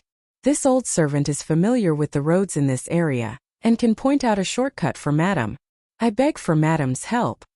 Wei Ziqin was a kind-hearted person, and was about to open her mouth to agree. Xiao Lin exclaimed from the other end, Aya. Her small face suddenly squeezed together and cold sweat dripped down from her head. She began to display her extraordinary acting skills. What's wrong? What's wrong? Wei Ziqin was surprised. The maidservant Chunying also asked anxiously, Second Miss, what's wrong? Where does it hurt, Second Miss? My stomach hurts. Mother. My stomach hurts so much. Xiao Lin let out a trembling groan, and her entire body began to tremble. Lin, don't scare your mother. Everything was fine just now. Why is your stomach hurting now? Mother, it must be the cold wind that blew in and froze me. Mother, let's go home quickly. My stomach hurts so much that I'm about to die. Don't speak nonsense. Wei Ziqin patted the back of her daughter's hand, feeling sorry for her. She hastily stuck her head out and said to the coachman, Hurry back to the residence. Yes, madam. Of course, the Chow family's coachman wasn't happy that they had to take a detour in such a snowy day. Now that he heard his wife's order, he whipped the horse and made a prompt decision to drive the carriage away.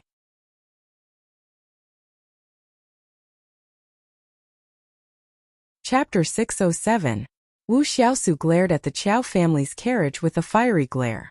With a bang, she slammed the carriage frame and angrily reprimanded, Slut. The older one is so slutty, and the younger one is also slutty. Miss, what should we do now? If we can't get on the Chow family's carriage, then we can't. Wu Xiaosu's personal maidservant stuttered. Wu Xiaosu slapped her across the face, causing her to cry out in alarm. She covered her face and hung her head, tears about to roll down her cheeks. You're asking me what to do? What's the use of raising you bunch of trash? It's fine if you don't know how to come up with ideas, but now you're asking me what to do. The personal maidservant knelt down in the carriage with tears in her eyes, repeatedly kowtowing and begging for mercy. The Chow family's carriage was already far away at this time, turning left after exiting Dongshan Gate. Wei Ziqin poked her daughter's forehead in annoyance and amusement. Stop pretending. This act came as she wished, and she could even force herself to break out in a cold sweat. How could this younger daughter be so talented? Xiao Lin stuck out her tongue and revealed a sweet smile. She held her mother's arm and said, "Mother, the weather is so cold, and it didn't break down earlier or later. It just had to wait until we arrived before her carriage broke down. If that Miss Wu said she didn't have any other plans, I don't believe it. We shouldn't have the heart to harm others, but we must be vigilant against others." Elder sister also said that we shouldn't be overly kind. We have to be clear-eyed and clear-minded, and think more about everything. Wei Ziqin couldn't help but find it funny. These two daughters were both mischievous. The older one had a cold face and didn't speak much, but her thoughts were more meticulous than anyone else's. The younger one looked carefree and simple-minded on the surface, but in reality, her heart wasn't coarse, and her mind was very active. Haha, mother. I just feel that Miss Wu doesn't seem like a kind person. Let's not pay too much attention to her. Wei Ziqin glanced at her and sighed. My daughter has grown up and has more ideas. Mother can't control her anymore. Xiao Lin giggled and hugged her mother's arm affectionately. What are you saying, mother? Your daughter is very obedient.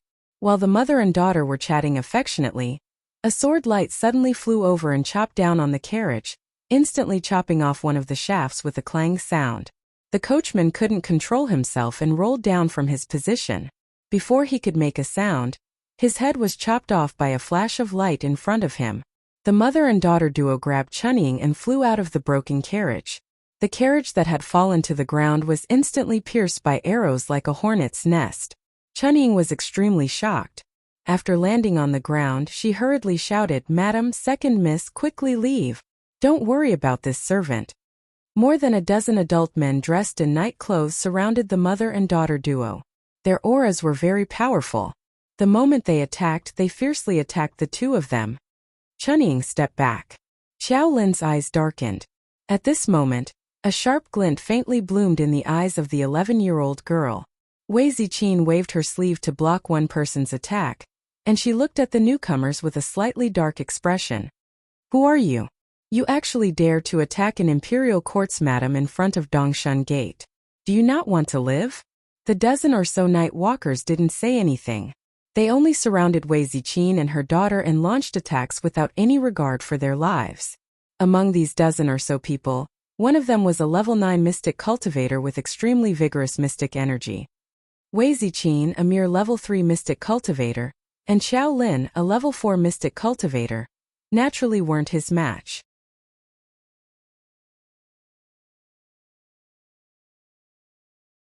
Chapter 608. As the attacks gradually intensified, the night pervaded. Two agile young men in black suddenly jumped into the encirclement. Accompanied by two tiger roars, two enormous mystic beasts pounced forward and bit the palms of the two night walkers, doing their best to tear them apart. The night walkers merely grunted and didn't make any sound. Madam Chow, hold on. We've already sent people to inform the Crown Prince and Crown Princess. Don't panic. The young man who spoke blocked in front of Wei Ziqin with his sword, completely blocking a level 5 mystic cultivator's attack. Among these people, apart from that level 9 mystic cultivator, most of the others only had level 5 or level 6 cultivation, and half of them were body cultivators around the 6th layer. It was naturally more than enough to deal with Wei Ziqin and her daughter's level 3 and level 4 cultivation, but it was completely insufficient in front of a level 10 mystic cultivator. Those two young men led their mystic beasts and quickly cleared a path out of the encirclement. They protected the mother and daughter pair, and were about to charge out of the encirclement. Suddenly, their bodies tensed up as if they sensed something, and they abruptly looked up. That level 9 mystic cultivator took out 2 white beads the size of pellets from his bosom. With a cold snort, he abruptly flicked them at the 2 young mystic cultivators. Madam Chow. Second Miss, quickly move aside. The 2 young men each grabbed one of the mother and daughter pair and scattered to the left and right. Boom boom boom.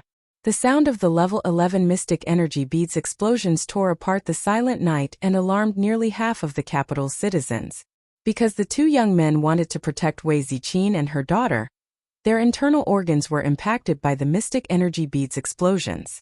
They coughed several times, and blood flowed out of the corners of their mouths at almost the same time. The level 9 mystic cultivator's ghostly figure appeared in front of one of them and struck that young man's back with his palm. Taking advantage of the young man flying out, the level 9 mystic cultivator seized Wei Ziqin from his hands and struck the back of her neck, causing her to faint. Mother! Xiao Lin tightly clenched her fists with reddened eyes. The level 9 mystic cultivator suddenly raised his sleeve and shot an arrow in her direction. That sleeve arrow swiftly arrived in front of Xiao Lin in the blink of an eye. The level 10 mystic cultivator youth's expression chilled, and he swiftly raised his hand to control that sleeve arrow with mystic energy, causing it to explode in front of his eyes with a bang. Then, his expression changed slightly as he cursed in his heart. The sleeve arrow was smeared with poisonous powder. After such an explosion, the wind blew and scattered the powder, causing his body to tremble slightly. The 2 mystical beasts were just about to pounce forward and bite him, but because they had inhaled a mouthful of poison powder, their 4 hooves slipped and they suddenly fell to the ground. The level 9 mystic cultivator saw an opportunity and swiftly scuttled to this level 10 mystic cultivator youth's side.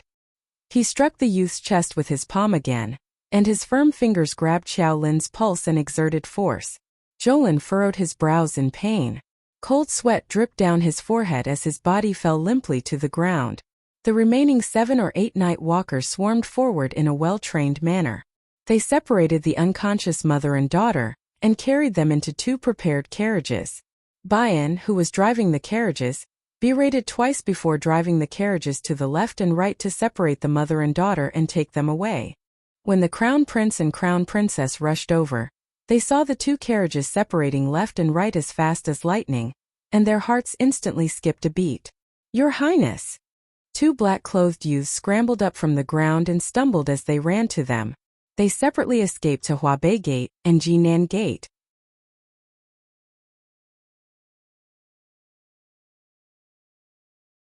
Chapter 609. Emolian and Arbor looked at each other, nodded in tacit understanding, and then split up to chase after the carriage. The dozen or so hidden guards whistled and followed closely behind Arbor. Arbor's eyes were already burning with raging flames. Today she was going to announce to the world that whoever dared to capture her family and hurt them, she would make them die a horrible death and regret coming to this world. The carriage sped forward, and the coachman looked back from time to time. Arbor's face was cold as she took out a speed talisman and placed it on herself. At the same time, Arbor was like a flash of lightning as she sped forward. The coachman shouted, and the carriage quickly turned a corner on the city street. Arbor wasn't willing to give up. She tapped the ground with the tip of her foot and jumped onto the roof.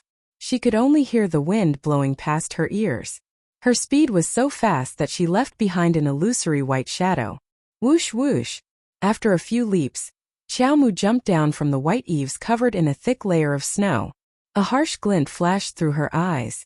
She spread her fingers and the water instantly condensed into ice crystals. She raised her hand and hundreds of ice crystals shot out. Like snow, rain, ice, and wind, they instantly shattered the carriage into pieces. The coachman's eyes were filled with a trace of panic and surprise. His hands didn't stop moving as he held the reins and urged the horse to run. However, Arbor saw clearly that her mother and sister weren't in the carriage. You're courting death. Xiaomu's eyes burst out with a cold glint, and she leaped up. Mystic energy enveloped her body as she struck down a critical strike with a bang. The shaft of the carriage collapsed at the same time, and the 3 people in the carriage were about to jump up and escape. Arbor's dagger was like a bolt of lightning as it slashed across the coachman's neck. A round head rolled under the wheel of the carriage, but the horse still continued to charge forward due to inertia. After the 3 body-securing talismans were cast, the body cultivators stiffened their bodies and assumed a posture that suggested they were about to get up and flee. "Speak! Where are the people in the carriage?" Xiao Mu slapped one of them, and the wind from her palm swept across one of their faces. "If you don't tell me, I'll make you beg for death." Arbor's 5 fingers ruthlessly pierced into the man's shoulder, his cold eyes staring straight at the man. That body cultivator's body was rather sturdy, but he didn't expect his bones to be crushed by the girl's grasp. Arbor didn't have the time to listen to his screams. He grabbed him by the neck and raised a dictum talisman in his hand. "Let me tell you. If you don't tell me the truth, wait until I use the dictum talisman and ask for the whereabouts of your family. I will bury them in the rivers, lakes, and seas and grind their bones to dust. Die without a burial ground." That person's pupils shrank. The light in his eyes was as if he was looking at a fiend. "Speak." Inserting the dictum talisman would take some time. What she lacked the most now was time. She needed to know the whereabouts of her mother and sister. Now was the time. She couldn't wait another second. "I'll talk." That level 9 mystic cultivator carried second Miss Chow away when he was making a detour just now. Crack. That person's gaze turned sluggish. His neck tilted slightly, and his entire head drooped down due to his broken neck. Crack, crack. After 2 consecutive sounds of bones breaking, the other 2 body cultivators also died on the spot. Xiao Mu promptly summoned Qingluan and jumped onto its back. She then spread out her spiritual conscious and shouted while pointing to the left, "There."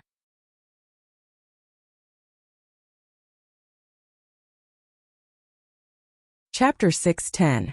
With a shrill cry, Qingluan spread its wings with a whoosh and fiercely chased in the direction Arbor had pointed out. Qingluan's speed had already reached its peak. Arbor's stoic face had already been completely replaced by a frosty expression. Looking at her with eyes that froze 3,000 feet of ice, it was as if they had returned to that night several years ago, terrifyingly desolate and silent. She killed people. She wanted to skin them alive and kill them without a doubt. Shriek! Qingluan swooped down from the sky, already locking onto a running target. That person was carrying Shaoliner and dashing at an extremely fast speed. Their goal seemed to be to leave Jinan Gate and head toward Shilua Street. Shilua Street housed many commoners who had fled to the capital from outside the city. It could be said that it was the most crowded place in the entire capital. Most of the commoners didn't have houses. Instead, they set up piles of tents outside their houses.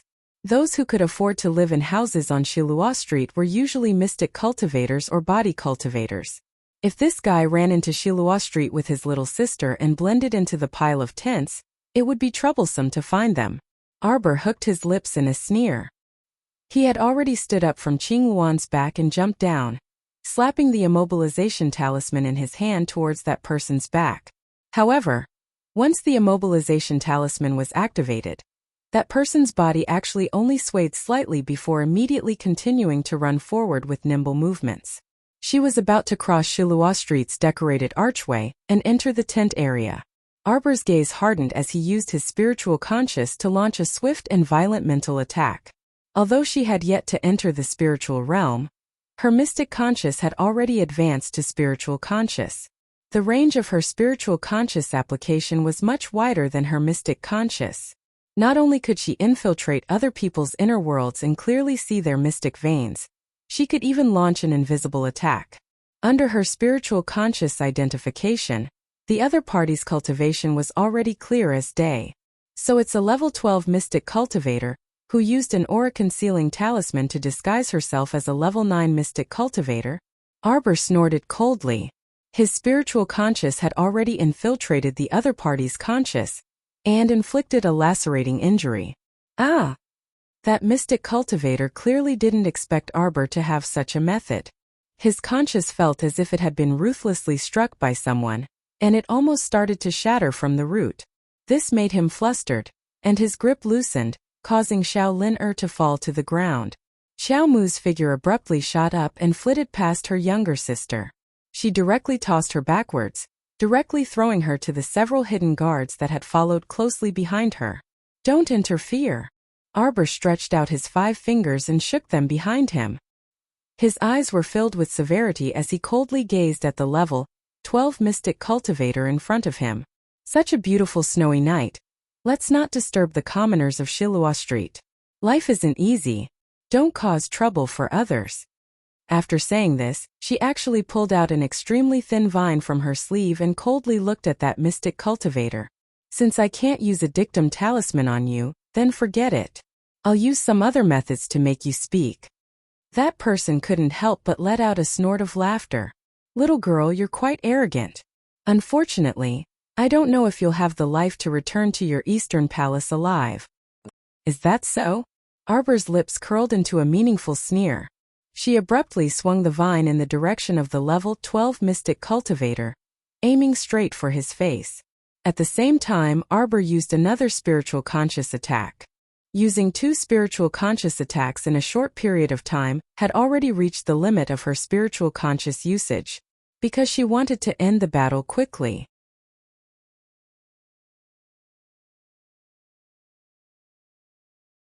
Chapter 6:11. Under the impact of Arbor's spiritual sense, the level 12 mystic cultivator's conscience rapidly crumbled. His head throbbed with pain, and he was about to topple to the ground. His gaze was horrified and he inwardly cursed. His fingers had already fished out 2 mystic energy beads from his inner world. Would Arbor give him the chance to use the mystic energy beads? The vine twined around the level 12 mystic cultivator's wrist like a living creature. It didn't seem to exert much force, but a crisp crack was heard. That level 12 mystic cultivator's pupils contracted, and he simply looked down at his wrist that had been snapped by the vine in disbelief.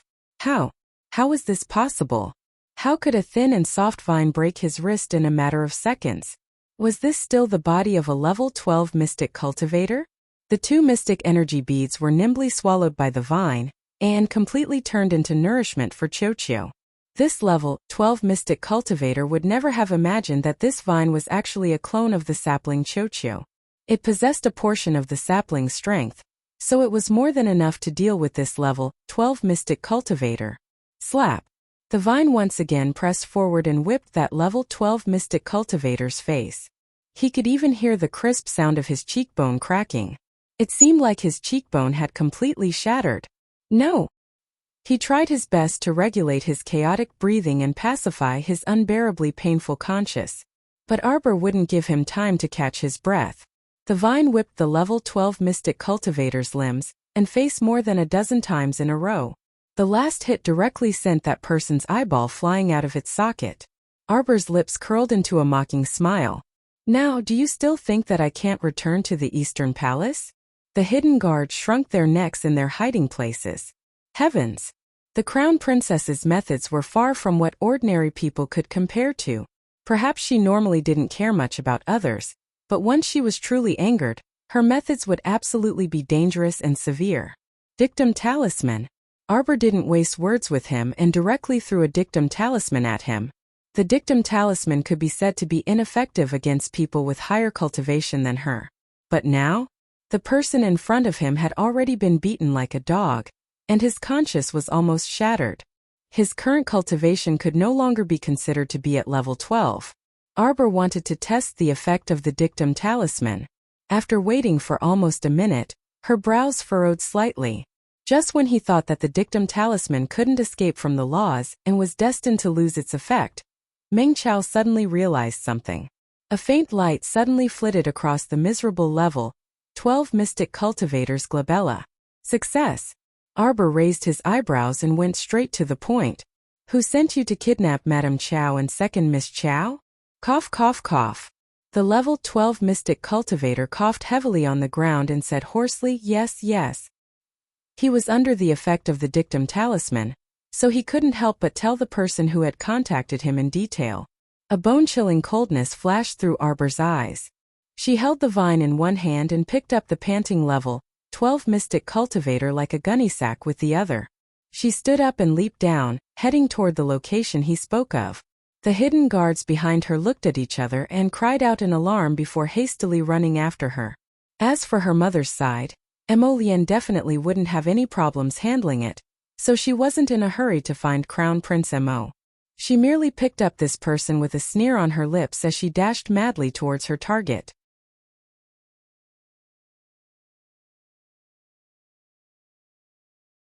Chapter 6:12.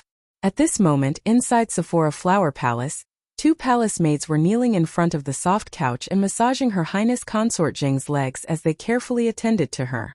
The palace maids could tell that Her Highness was currently in a very good mood as a carefree smile hung at the corners of her mouth.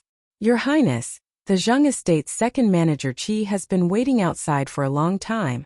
Consort Jing's personal nanny Mammy Su quickly walked in and bowed. Call him in. Consort Zheng brushed away the hair on her face with waning interest and lazily propped up her hand as she lay there motionlessly. Second manager Qi strode in and prostrated himself with a fawning expression. This lowly one, Qi Ming, greets your Highness noble consort. Qi Ming, you came here in such a hurry. Did you find a solution to the matter of the shark pearl? Noble consort Zheng stretched out her sharp pinky and lightly touched her face that was as beautiful as a flower and as beautiful as the moon. However, the little girl's exceptionally gifted and icy face suddenly flashed before her eyes. Damn it! It really was a delicate and alluring little face. It inexplicably gave one the urge to ruthlessly destroy this face. This lowly one deserves to die, this lowly one deserves to die. Qi Ming repeatedly kowtowed and said, ever since this lowly one caught a group of merfolk at the Dark Sea tributary near Five Moon City last time but was let off by a damn girl for no reason, they haven't been on the island since. The mermaids and mermen have not come ashore recently. They are all very vigilant. Trash. Consort Zheng picked up a small vase with gold-patterned flowers and smashed it at Qi Ming's head. Qi Ming didn't dare to dodge and took the hit head-on. A bloody mark immediately appeared on his forehead. The second manager hastily prostrated himself and repeatedly kowtowed, shouting, Consort Zheng, spare my life. Consort Zheng, spare my life. Xiao Xiao still has something to report. Speak. Consort Zheng was so angry that her head hurt. She felt extremely uncomfortable when she thought about how she didn't have the shark pearl powder to nourish her face. Yes. This lowly one came today because this lowly one heard a piece of news from the people. It was said that a merchant's family had obtained a rare beautifying pill. After taking it, it can improve the quality of the skin. The effect is very magical. Consort Zheng's brows twitched slightly, and she waved at Qi Ming. Qi Ming crawled forward like a dog, laughing heartily. He leaned in front of Consort Zheng and whispered to her about this family. Noble Consort Zheng was already paranoid about her own beauty, so upon hearing that it was a pill that could improve her skin, her entire face lit up. Ever since she saw that fresh and tender little girl, she was quite dissatisfied with her body that she was so proud of. He always felt that his delicate skin was completely incomparable to that young lady's. That young lady's skin was truly delicate and natural. She did not apply anything. Because of this, it made him feel even more jealous and hateful. The beauty that she had been pursuing all her life had been completely trampled on by a little girl of 14 or 15 years of age in a single encounter. Qi Ming, if you can handle this matter well, I'll give you a piece of my mind. I will definitely reward you handsomely. Noble Consort Zheng's lips curled up in satisfaction as she smiled charmingly. This lowly one will not hesitate to go through water and tread on fire for Imperial Consort. Imperial Consort, Imperial Consort. A palace maid hurriedly ran in. Seeing that Qi Ming was present, she couldn't help but hesitate. Consort Zheng glanced at Qi Ming and waved her hand. You may leave first. Do your job well. Yes, this lowly one will take his leave. Qi Ming smiled flatteringly and hurriedly got up and tactfully left.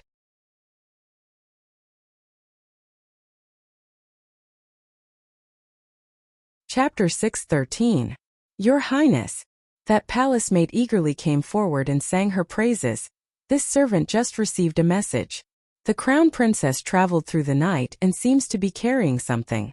She's heading towards the reverend chamber of the two priestesses at an incredible speed. It looks like she's in a very aggressive mood. Consort Zheng was slightly stunned and blurted out, that fast? I don't know if Priestess Huang will be able to handle it. The palace maid pursed her lips. TCH, if she can't even handle a little girl, then just let her be. Consort Zheng still couldn't help but frown. She doesn't know how to handle things at all. Fortunately, your highness is quick-witted and removed yourself from this matter. I doubt that priestess Huang would dare to speak carelessly. The palace maid smugly tugged at the corner of her mouth. Go to the reverend chamber again and investigate the situation. Yes, this servant will go right away. The palace maid walked out the door with small steps. Your highness, if you let that girl Kaling go to the reverend chamber to investigate, wouldn't it be bad if she coincidentally bumped into the crown princess? Mammy Su said in a low voice. Humph! A little girl dares to be impudent in front of this consort? It's all that priestess Huang's fault for not knowing how to handle things properly. She was caught so quickly. Consort Zheng was completely in a bad mood and kicked away the 2 palace maids who were massaging her legs. The 2 palace maids were barefaced and submissive. Their hair was coiled into 2 buns and they weren't wearing any ornaments or accessories. Consort Zheng walked over to the table with her slender half-exposed legs.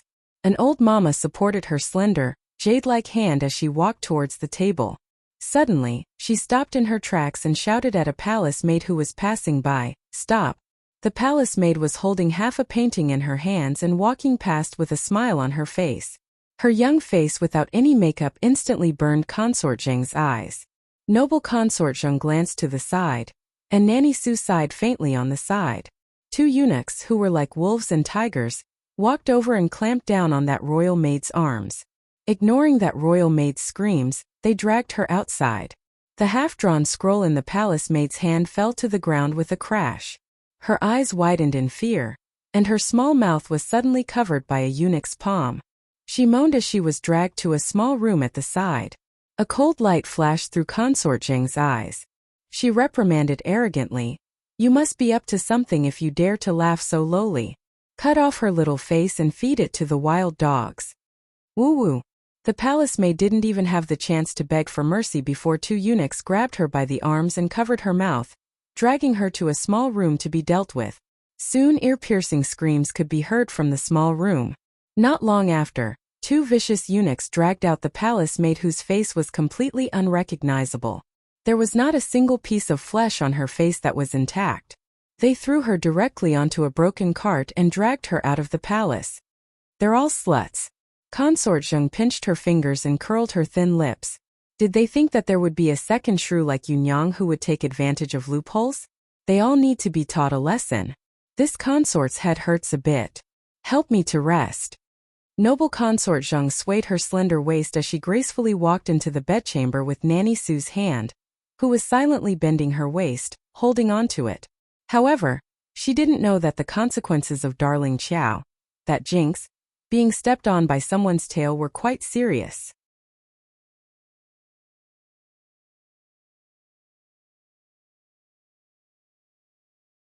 Chapter 614. 2 Jieyuans lived in each of the east and west rooms of the Classics Reverence Chamber. Born in the Marquis Yanwei estate, Jieyu Lu had always been plagued with illness. She basically spent most of the year recuperating in the east room of the Classics Reverence Chamber, so she rarely participated in banquets. As for Jieyu Huang, it was said that she was outstanding in singing and dancing when she was young. Otherwise, she wouldn't have received the great king's favor and been conferred the title of Jieyu as a mere county magistrate's daughter. However, as she grew older in recent years, the number of beauties by the great king's side also increased, so she slowly received the cold shoulder. When Arbor first heard the level 12 mystic cultivator mention the Classics Reverence Chamber's old nanny, she didn't have the slightest impression of her. She was also baffled when Jieyu Huang was mentioned. She had never interacted with this Jieyu before, nor did she have any enmity with her. Was her brain damaged to kidnap her mother and younger sister at Dongshan Gate? She absolutely didn't believe that there was no one behind this. Going to the Classics Reverence Chamber to find Jieyu Huang was one reason, and forcing the instigator out of her mouth was another. She only had these 2 objectives. She still wanted to escape unscathed after touching her mother and younger sister? That was truly too naive. It was already 10 minutes into the night. The 2 masters of the Classics Reverence Chamber had also washed up and planned to go to bed. But at this time a loud noise came from the west room's roof.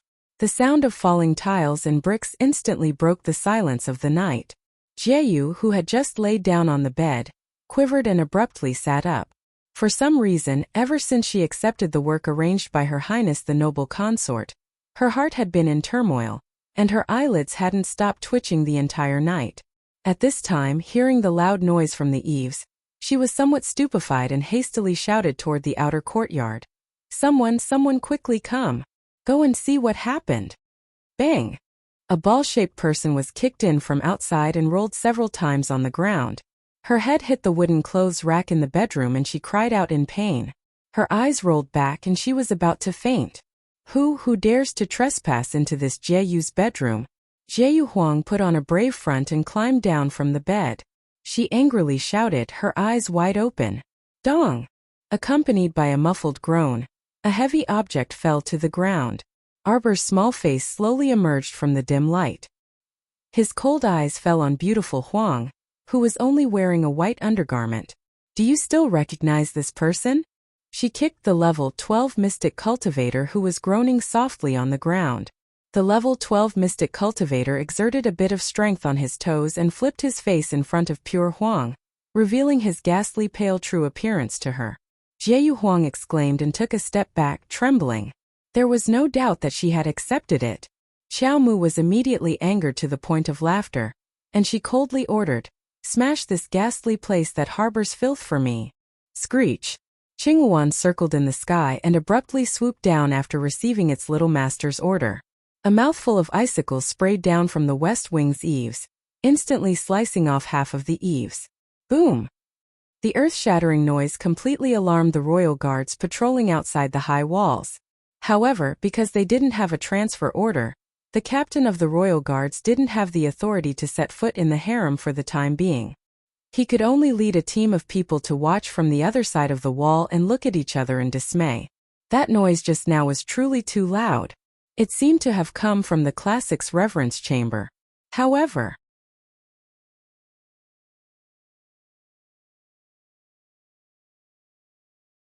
Chapter 6:15. Following that, 5 to 6 consecutive explosions alarmed the entire capital from top to bottom. At this moment, the old king was currently reprimanding his second son in the royal study through the night with a dark expression.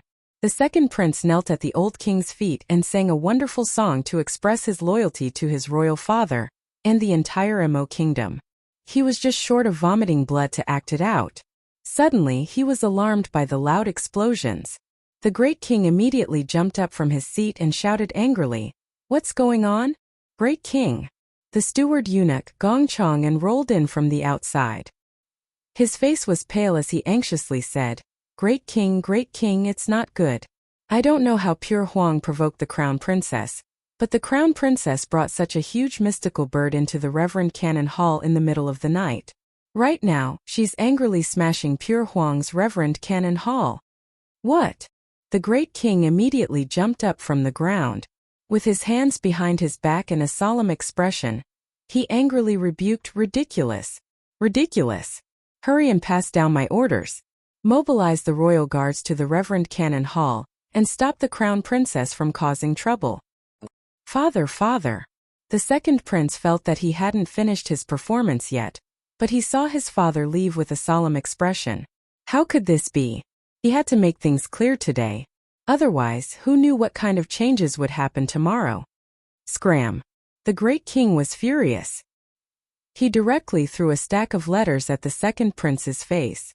These letters were all personally written by you. How could there be a mistake? You greedy stupid thing. From today onwards, you'd better reflect on your actions in the second prince's residence. Until you admit your mistakes. From today onwards, the second prince's residence will be cut off for 3 months. The great king angrily rebuked and strode out the door. The second prince was left paralyzed on the ground. He didn't even know how he left his father's study in a daze.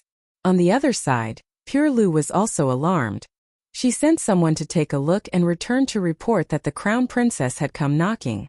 Pure Lu was dumbfounded. She didn't attend the palace banquet today, so she didn't have the chance to see the crown princess. Just as she was about to get up and take a look, the old nanny beside her hurriedly dissuaded her. Pure Lu, it's better if you don't go. There's a fierce fight outside right now. Figo, what if you bump into something? Wouldn't you be implicated for no reason? That Huang Jiayu was usually arrogant and didn't put anyone in her eyes. She deserved it. Humph, just let the crown prince consort teach her a lesson so that she won't think that she's the only one in this palace apart from the noble consort. Nanny Zhang, ahem. Jiayu Lu coughed again. Hurry and close the doors and windows. Nanny Zhang anxiously shouted and hastily helped Pure Lu lie down. Pure Lu, listen to this old one. It's better if you don't go. It's cold and windy outside. Hurry and don't get involved in this muddy water. At this time, Pure Lu trembled in fear as if she had just been fished out of water. Her eyes were fixed on the crown princess foot as she crushed the level 12 mystic cultivator. The crown princess was like a monster descending upon the world. Separated by the flickering candlelight, she crushed the level 12 mystic cultivator spine inch by inch. If you don't speak, you'll be the same as this person. Your Highness the Crown Princess, spare my life. Pure Lu knelt with a plop. All of this was ordered by Her Highness the Noble Consort. I, a tiny Pure Lu, didn't dare to disobey. Bring me there. Arbor shouted angrily and directly picked up the trembling Pure Lu. With a whoosh, he left the Classics Reverence Hall and headed straight for the Noble Consort's Sephora Flower Palace.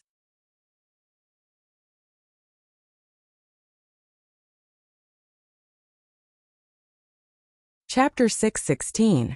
Shriek. Qinghuan angrily rebuked and directly rained down hailstones, smashing the Classics Reverence House's west wing into smithereens. Only then did it contentedly spread its wings and chase after its little master with a whoosh.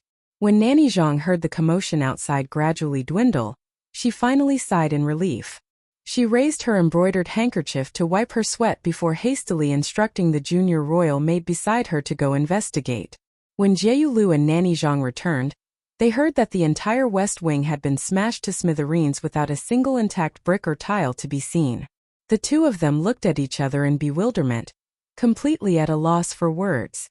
Arbor carried Jiayu Huang in one hand and that level 12 mystic cultivator in the other as he made a beeline for Sephora Flower Palace. There were actually 7 to 8 junior royal maids guarding Sephora Flower Palace's entrance, and the posture of a noble consort was quite proper. How could Arbor pay attention to them? He directly leaped over the wall with the person in hand. Who dares to trespass into Sephora Flower Palace? A burst of mystic energy directly shot up from the ground towards her. Heh, Arbor sneered. With a flick of his sleeve, he swept this mystic energy away. With a boom, it slammed into a stone stool in the small garden, immediately blasting a small and exquisite stone stool into smithereens.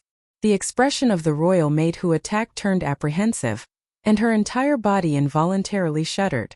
Mammy Su had just helped Consort Zheng lie down when Consort Zheng knitted her brows and shouted, "Who's making a ruckus outside?" Bang! A loud noise rang out. The 4 doors of Sephora Flower Palace's bedchamber were simultaneously smashed open by an enormous burst of mystic energy, turning into piles of rotten wood that fell to the ground in disarray. Consort Zheng's eyes widened as she abruptly threw off the cotton blanket covering her body. Just as she ran barefoot off the bed, she was met with a gust of cold air. You! Impudent! Consort Zheng's entire body trembled as she stared wide-eyed at the young lady striding over. The young lady's ice-cold appearance was like a jade statue carved in this snowy night, without the slightest hint of a smile on her face. Bam! How could Xiao Mu care about noble Consort Zheng's hooting? She went up and directly kicked her backwards. Consort Zheng was caught off guard. Her hair was disheveled as she was kicked to the side of the bed. She stumbled and missed a step. She sprained her ankle and almost fell to the ground. With great difficulty, she reached out to hold the edge of the bed and bent over. Her pretty face was flushed with anger and her eyes were filled with rage. It was as if blood was about to drip out. Crown Prince Consort, you are too daring and presumptuous. Noble Consort Zheng shouted furiously, her entire body trembling non-stop from her fury. Like a protective little beast, Xiao Mu jumped in front of noble Consort Zheng with a whoosh. Her icy lips tugged up as she scoffed, you think one kick is too much? Then, can you handle what's coming next? Slap! A heavy slap landed on Consort Zheng's cheek. Consort Zheng only felt pain on her face. It took her a while to realize that she had been slapped by the crown princess. Ah! A mere crown princess. How dare she? How dare she? Someone come quickly. Consort was completely mad with anger. Her long hair was disheveled and draped over her face. Veins popped out on her forehead like a malicious spirit. Take her down. Take this slut down. Ah! I'm going to put this slut to death by 1,000 cuts. Then kill all 9 generations of her family. Ah! Consort was going crazy. She was completely driven mad by Arbor. She had commanded the entire harem for so many years, and had always been doted on by the great king. Who dared to treat her like this? She was kicked and slapped. Ah! She was Consort.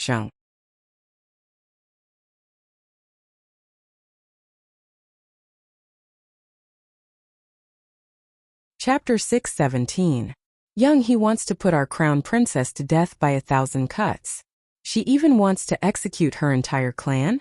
Does that mean that our clan will be executed as well? Even royal father and royal mother will be executed? Heh, what a majestic presence indeed. A cold voice came from outside the broken gate. The crown prince was dressed in a plain red coronet, and his gaze was as cold as a blade. There wasn't a trace of warmth in his gaze as he stared coldly at Consort. Young he had been muddle-headed from anger at the time, but now that she thought about it, disaster really came from careless talk. Her entire body quivered as she came to her senses. This concubine didn't mean that. Consort couldn't swallow her anger at all as she glared coldly at Arbor with her venomous eyes. At this moment, Mammy Sue straightened her back and bowed. She braved the danger of being put to death by 1,000 cuts by the crown prince and said in a low voice, "Your Highness, the crown prince's late-night visit to Sephora Flower Palace is indeed improper. Just now, Her Highness made a slip of the tongue, so I hope Your Highness the crown prince won't take it to heart." The crown prince's icy gaze landed on Mammy Sue. "What do you think your noble consort's disgusting powdered face is worth looking at? Our clan is here to pick up our crown princess. Wherever our crown princess is, our clan will be there. A tiny Sephora Flower Palace wants to block our path? Our clan can order people to smash your Sephora Flower Palace to pieces with just a few words. Someone drag this old hag out and beat her to death." 2 pitch-black figures immediately appeared beside the trembling Mammy Sue. The crown prince's cold voice said indifferently, "Seeing young he, it's time for our servants and palace maids to be replaced. They've all been raised to the point where they can't tell who's the master and who's the servant. Drag her out. An eyesore." No. Your Highness, please forgive my reverend mother. She didn't mean it. She didn't mean to contradict Your Highness." Consort immediately panicked. She rushed forward and hugged Mammy Sue's waist. This was an old nanny who had been by her side for so many years. Usually, she relied on this nanny to give her advice and ideas. She had followed her into the palace since Legay Courtyard, and followed her from a young he to a meteoric rise to become Consort Zheng's personal nanny. If Mammy Sue was killed by the crown prince, it was undeniable that Consort Zheng's arm would be broken. It would be excruciatingly painful. The crown prince stepped forward and held Arbor's small hand. He coldly glanced at the 2 guards in black. "What? You can't even drag a weak old woman?" "Yes." The hidden guard's entire body trembled, and he hastily exerted more strength, directly pushing aside the incessantly crying noble Consort and throwing her to the side.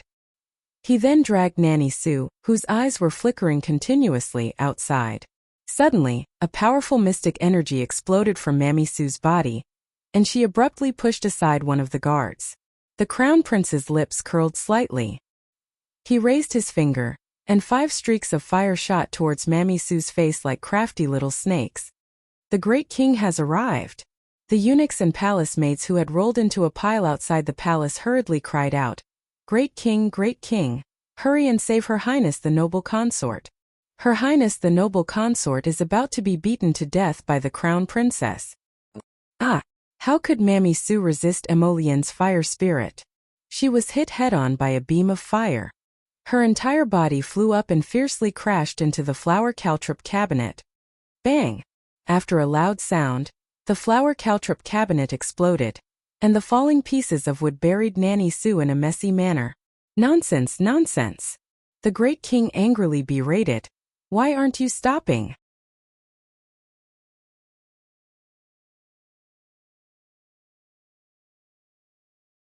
Chapter 618. Consort Zheng, who was shouting Mammy Sue, suddenly turned around and threw herself at the old Great King with tears streaming down her face. Great King! This concubine doesn't know what wrong I've done to deserve such humiliation from the crown princess. She sobbed uncontrollably, and her palm-sized face was as delicate and alluring as raindrops on a banana leaf. Arbor expressionlessly stepped forward and kicked the trembling Pure Huang in front of the Great King. That kick was so nimble that the Great King, Gong Chong, and the other Imperial Guardsmen couldn't help but twitch their mouths. Ah! Great King! Great King! Save me, Great King! Pure Huang trembled all over as she scrambled to hug the old Great King's leg. What the hell is going on? The Great King watched his two concubines cry so miserably, and his old face almost couldn't hold it together. Huang Jieyu has already confessed, Arbor expressionlessly said with a stoic face. It was Yung He who sent a dozen people to kidnap my mother and younger sister outside Dongshan Gate. Every injustice has its perpetrator, and every debt has its debtor. I naturally have to find the mastermind behind the scenes to settle things. As the saying goes, if there's a grudge, then there's a grudge and there's a grudge. I presume that the Great King is reasonable and won't stop me from taking revenge for kidnapping my mother and sister. The Great King glared at Consort Zheng. Consort Zheng promptly knelt down and sobbed softly. Great King, how could this concubine do such a thing? This concubine simply doesn't know what the crown princess is talking about. Why would this concubine kidnap her mother and younger sister? What grudge or enmity does this concubine have with the Marquis of Zheng that this concubine must do such a thing after the small banquet? So you're saying that you won't admit it?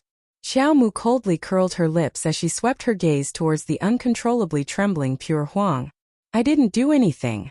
Even if you are the high and mighty crown princess, you can't force this concubine to admit to something I didn't do. Noble Consort Zheng insisted that she hadn't done it before, so she couldn't help but sneer in her mind. This little lass still wants to fight with me? This time, I'll let you know that it's useless to just open your mouth and bite. Can you produce any evidence? What a joke. What do you have to say? The Great King's face darkened as he glared at Huang Jieyu. Shivering, Huang Jieyu raised her head and saw Consort Zheng shooting a piercing cold glare at her from the corner of her eye. Her whole body shivered and she immediately sobered up. She knew better than anyone what kind of person Consort Zheng was. If she dared to bite her in front of the Great King, even if she managed to survive today, she definitely wouldn't be able to survive tomorrow or the day after, and her entire family would definitely suffer. Thinking of this, she couldn't help but harden her heart. She rolled and crawled in front of the Great King and slightly raised her face, revealing her most beautiful side to the Great King. Huang Jieyu was sorrowful and delicate as she cried weakly, Great King, this concubine has been wronged. This concubine also doesn't know why the crown princess brought a stranger to this concubine's classics reverence hall, and insisted that this concubine admit that it was Her Highness the Imperial Consort who sent people to kidnap her mother and sister.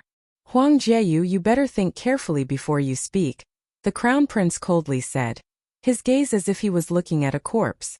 Huang Jieyu's body involuntarily trembled more and more violently.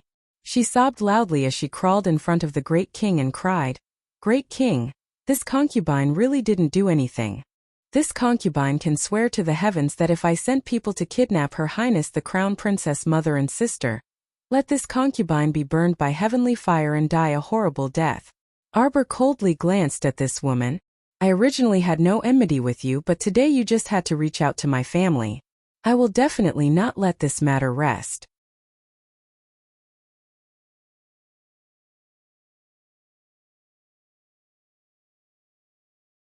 Chapter 619. How could I not hold back against you bunch of demons and monsters? Could it be that you two really think that I don't have evidence? That I'll let you casually accuse me in front of the Great King? As soon as Arbor's cold voice fell, Pure Jade Huang couldn't help but tremble all over. She cast a panicked glance at Consort Zheng, but was fiercely glared back at by the Imperial Consort. Calm down. Don't be caught by a few words from this little girl. Consort Zheng's sharp gaze swept over Pure Jade Huang as she thought to herself, what kind of concrete evidence could a damned little girl have? I'm afraid that you've never known that there's something called a listening talisman in this world. Arbor turned over her finger, revealing a white jade tablet that was as thick as 3 fingers. I'll let you listen to what you said to me just now. Arbor's cold words left pure Jade Huang's body, as if someone had sucked all the strength out of her body, and she suddenly collapsed to the ground. What kind of person was this Crown Prince Consort? How could she be so meticulous? Why didn't she leave her any way out? This listening talisman wasn't drawn by Arbor. With her current talisman power, it was impossible for her to draw talisman characters on the Jade Tablet. Of course, even if she learned how to make a listening talisman, with her pragmatic nature, she probably wouldn't draw such a useless talisman. This very rare Jade talisman was coincidentally found in a shop in Anshan Town, when she and her parents escaped from the village and headed for Anshan Town. She had always thrown it in a corner of Paradise Planet, occasionally taking it out to study it until the fourth piece of the Golden Talisman Jade Tome was opened. She vaguely knew that this Jade Tablet was likely a Jade Talisman sealed with a special talisman power. The Talisman Master who drew this Jade Talisman had very profound talisman power. She used her own talisman power to open the talisman and spent a lot of effort. Afterwards, she studied it many times and found that this should be a very rare listening talisman. There was also a passage recorded in the Jade Talisman. Of course, after she memorized it, she naturally erased it. This listening talisman could now be used by her. This kind of Jade Talisman was usually sold to wealthy people.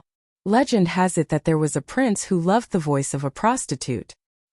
He bought 10 Jade Talismans for listening to music and asked the prostitute to play the zither and sing. Each Jade Talisman was engraved with the woman's voice. Thus, every day, the prince would excitedly hide in a secluded place and quietly listen to the music of the female singers, intoxicated by it day and night. In the end, when his valiant wife found out about this, she immediately ordered hundreds of servants to smash the brothel into smithereens. She even dragged the singer out of the brothel and beat her up on the street. From then on, her face was disfigured to the point that even her parents couldn't recognize her. Other than that, the Jade Talisman had no other practical uses. But in reality it could still come in handy occasionally, such as now. Arbor's finger lightly brushed over the Jade Talisman, and the level 12 Mystic Cultivator's pain voice was heard. It was the Classics Reverence Chamber's Virtuous Huang, the old nanny beside her, who contacted me. She wanted me to control Madame Chow and Second Miss first, then think of a way to transfer them out of the capital and find a place to sell them. Emolien's eyes were overflowing with anger, and she kicked Virtuous Huang. Do you have anything else to say? Soon Virtuous Huang's trembling voice was heard again. It was Her Highness the Noble Consort's orders. I'm just a small virtuous jade, so I don't dare to disobey.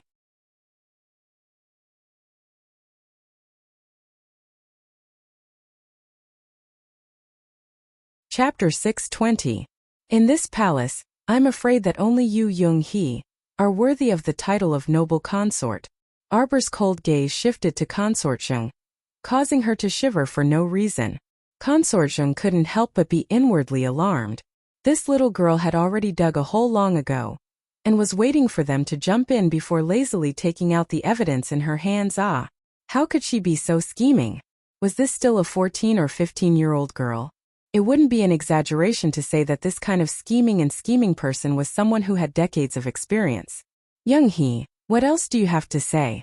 Emolien angrily rebuked, then suddenly pulled out a slender, jet-black sword and pointed it at Consort Zheng. You vicious woman! How did my mother-in-law and the others offend you? You're actually so vicious as to want to sell them off? Consort Zheng's pupils abruptly contracted, and she hurriedly rolled to the Great King's feet. She hugged the Great King's leg and cried in a delicate voice, Great King, I really didn't know about this. How could you push this onto me just based on a few words from little sister Huang? Handsome Huang! Consort Zheng cried to the heavens as she turned around and angrily shouted at Handsome Huang. How could you be so shameless? You're randomly pinning some unrelated matter onto this consort. Speak! Why did you do this? Consort Zheng's beautiful eyes revealed a vicious glint as she looked at Handsome Huang.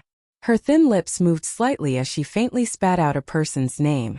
Handsome Huang's shoulders immediately collapsed. She was like a doll that had been poked by someone as her entire body went limp and weak on the ground. That was her father's name. Consort Zheng was using her entire family's lives to threaten her. This woman's methods were extremely vicious. If she didn't continue acting as she said today, her entire family would definitely be slaughtered tomorrow. Handsome Huang finally felt a deep sense of regret at this moment. Why was she so stupid? Why did she have to get involved in this mess between the crown princess and Consort? Wouldn't it have been better to learn from Jieyu Lu and live a peaceful life in the classics Reverend Hall? She had to learn from others at her age and still fight for favor. She even had the delusion that she could gain the favor of the great king by relying on noble Consort. Pathetic. Pathetic. Pathetic. Ah. Handsome Huang clenched her teeth and hardened her heart as she looked at the old great king, then suddenly stood up and slammed her head against a nearby pillar. I did all of this. It was me who was jealous of Her Highness the Crown Prince Consort. She was high and mighty and was doted on by the Crown Prince. It's me who wants to deal with the Crown Prince Consort and make her suffer. And because I have a grudge with the imperial concubine, I decided to push the blame to the imperial concubine. It's me. It's all me. It's of these things of pigs. I should atone for my sins with my death. I hope that the great king will let me take responsibility for my own actions and not implicate my family. Boom! Handsome Huang hardened her heart and slammed her head against the pillar. She died immediately so fast that no one could react. Arbor couldn't help but frown deeply. In the inner court of the imperial palace, there was really one thing after another. Consort Zheng hugged the great king's leg and gently exhaled. She stole a glance at Arbor, her bright red lips slightly raised as she gave Arbor a provocative look. All of a sudden, Mo Lian abruptly moved, and the long sword in his hand slashed towards noble Consort Zheng's neck without any explanation. Consort Zheng was so scared that her face turned pale. She scrambled into the great king's arms and said in a trembling voice, Great King, Great King! His Highness the Crown Prince wants to kill his concubine mother.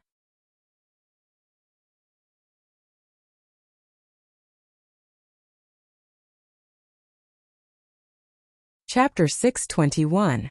Killing a wicked person like you who brings calamity to the country is to punish evil and punish evil. To uphold the righteous path. Mo Lian's sword was already at Consort Zheng's neck like a bolt of lightning. Consort Zheng shrieked and squeezed desperately into the great king's arms. She felt a chill on the back of her head, and when she touched it with her hand, she realized that a strand of her hair had been severed by the sword chi. Consort Zheng nearly fainted as she hugged the great king tightly and wailed, Great King, save me, Great King! The great king hurriedly hugged his beloved consort and reached out to shake her frantically. He repeatedly shouted, My king! My king, oh my king! Mo Lian's expression darkened as she coldly glared at her old father who was blocking her. Move aside. Everyone. Great Crown Prince, there's something wrong with your tone. My king! The great king hurriedly pushed his beloved consort behind him and tried to smooth things over. Put your sword away, put it away, put it away. Put it away and speak, my king. The great king shielded Consort Zheng and retreated a few steps. Then he felt that he was a little cowardly in front of his son and daughter-in-law, so he quickly puffed out his chest and rebuked angrily, Ridiculous. Crown Prince, how can you draw your sword at your concubine mother for no reason? You're really too. In any case, put your sword away for us right now. Hurry. Seeing that Mo Lian was unmoved, the great king couldn't maintain his composure any longer and hurriedly ran forward. Mo Lian could only put away his sword with an indescribable expression when he saw this muddle-headed royal father of his who was charging straight into his sword. My king. That's right, if there's anything, let's talk about it openly. We're all family, so there's nothing to hide. The great king heaved a sigh of relief and turned to look at the crown princess, whose expression was bone-chillingly cold and without a trace of warmth. Cough. The great king was at a loss for words as he looked at her expressionless face. With great difficulty, he organized his words and said in a low voice, Crown Princess, you've seen it for yourself. Huang Jieyu has already admitted her guilt. She admitted that she sent people to kidnap your mother and sister, and slandered the imperial concubine. This matter has nothing to do with my beloved concubine, so let's just drop it. Arbor coldly glanced at the great king and walked out without saying a word. The great king's heart skipped a beat. He felt that his daughter-in-law's condescending gaze just now was simply too stifling. Screech! The Qingyuan that pounced down from the sky made all the hairs on the imperial army's body stand on end. They entered a state of full alert. "Smash this filthy place for me," Xiao Mu shouted angrily. Qingyuan suddenly spat out a mouthful of frost towards Consort Jing's bedroom. Suddenly, like a hailstorm, all of it rushed down.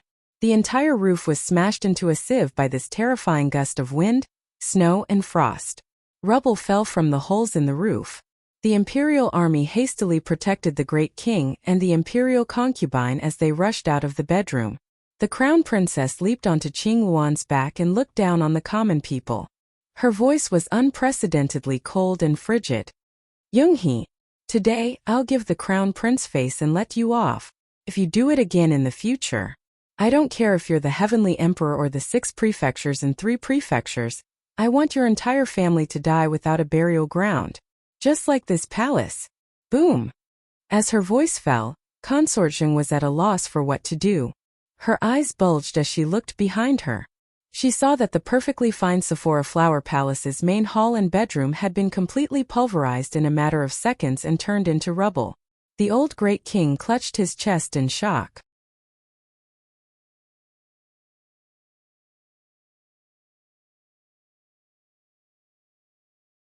Chapter 622.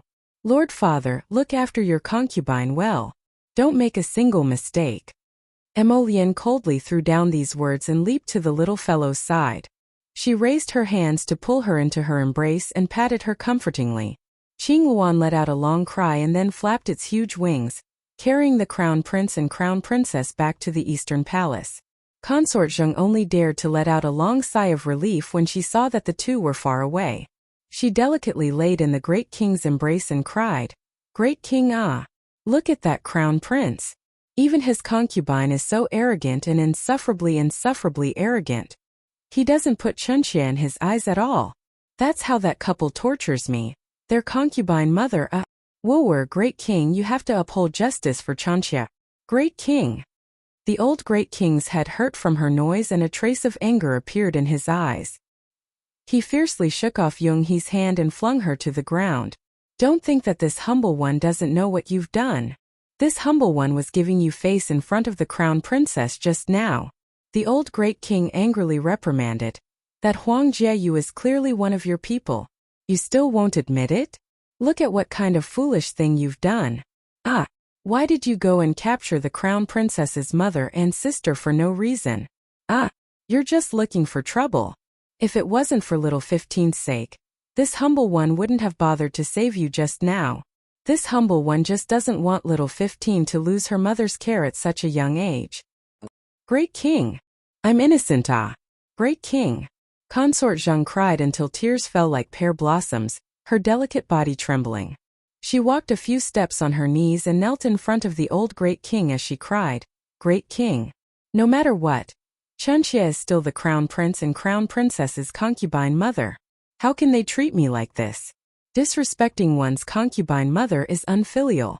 The crown prince and the crown princess were the role models of the world, the people of the crown prince and crown princess. How could they disregard etiquette, justice, integrity, and honor and do this to their stepmother? Great king! Chunxia's reputation has been completely swept to the ground by the crown princess's antics. How am I supposed to help Her Majesty manage the 6 palaces in the future? Then there's no need for you to help." The great king waved his hand and shouted angrily. In an instant, Consort Jing's voice was drowned out. She raised her teary eyes and stared blankly at the old great king, as if she didn't understand what the old great king meant. "Men draft the decree. Madame Jing did not respect the crown prince and was spoiled and rude. Due to her immoral conduct, she will be demoted to Consort Jing from today onwards. She was stripped of her right to manage the 6 palaces and temporarily handed it over to He Jiaoyi.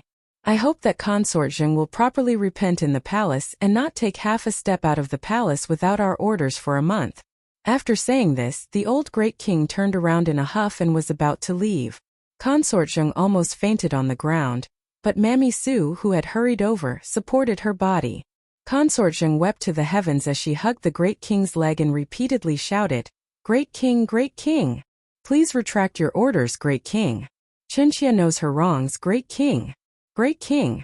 Although Chunxia is in the wrong, is the crown princess not in the wrong? She flouted the palace rules and barged into Chinxia's Sephora flower palace and smashed the bedchamber into pieces. How can this kind of crown princess shoulder the heavy burden of being the nation's future mother? Ah! Great king, great king. The old great king was so angry that he kicked Consort away and said angrily, "If you want to blame someone, blame yourself. You clearly knew that the husband and wife weren't to be trifled with, so why did you insist on arguing with them? It's great now. You've made a big fuss and become a laughingstock in court. You better properly stay in Sephora Flower Palace and reflect on yourself. Don't come out if you haven't realized your wrongs."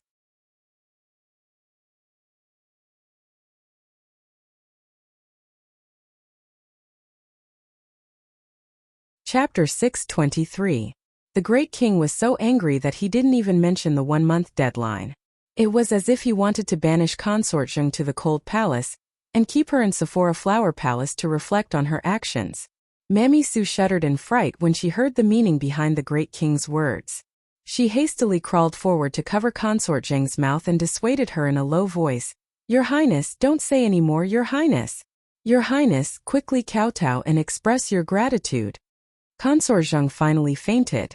When the news reached the queen's central palace, it was already past midnight. The queen hastily got up to change her clothes and was about to visit the crown prince in the eastern palace, but she was stopped by the mama by her side. "Consort Zheng has been demoted to Consort Zheng, Your Highness." Her personal mama, Huaxian, pursed her lips and said with a smile, "This crown princess is really something. Sigh, that child Wang, I don't even know where he found such a wife. That stoic face really worries me to death." The queen sighed. "This child of mine has always been willful and unbridled in front of his father. This is great. He married a wife who's even more willful and unbridled than him. The days from now on are going to be lively." Her personal palace maid, Hexiang, giggled and consoled the queen. The crown prince and crown princess are both sentimental people. The great king must know this. The queen pointed at Hexiang and laughed along. "Mama, look at this mouth of Hexiang's. She's clearly just being willful and unbridled, but in her mouth it becomes a compliment. What sentimental person, ha ha ha. Sigh. Your Highness, the children and grandchildren will have their own fortune. This old servant feels that you shouldn't meddle in this matter tonight."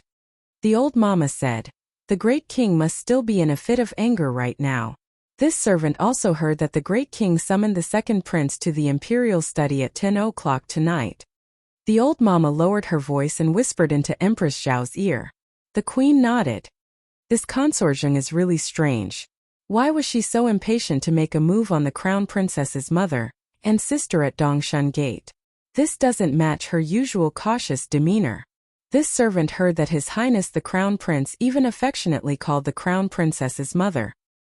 His Highness and the crown princess escorted them all the way out of the second gate, but for some reason they were ambushed at Dongshan Gate. When the queen heard this, she immediately snorted. "I don't usually see that child being so intimate with me." The maids covered their mouths and snickered. The king princess's mothers, Consort Zheng shunned to sleep, consorts assessed. As right. The the court officials who were well informed naturally received the news as well, and they clicked their tongues in amazement. From what they knew, Consort Zheng had enjoyed unfailing favor for many years. Who would have thought that she would be so unlucky tonight when she met the crown princess? Even her. Shocked by the change in the court's direction, the officials all sent letters to their sons at home, earnestly warning them not to mention it.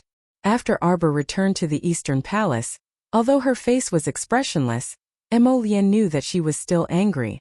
Emolian raised his hand and called, "Supper. This servant is here.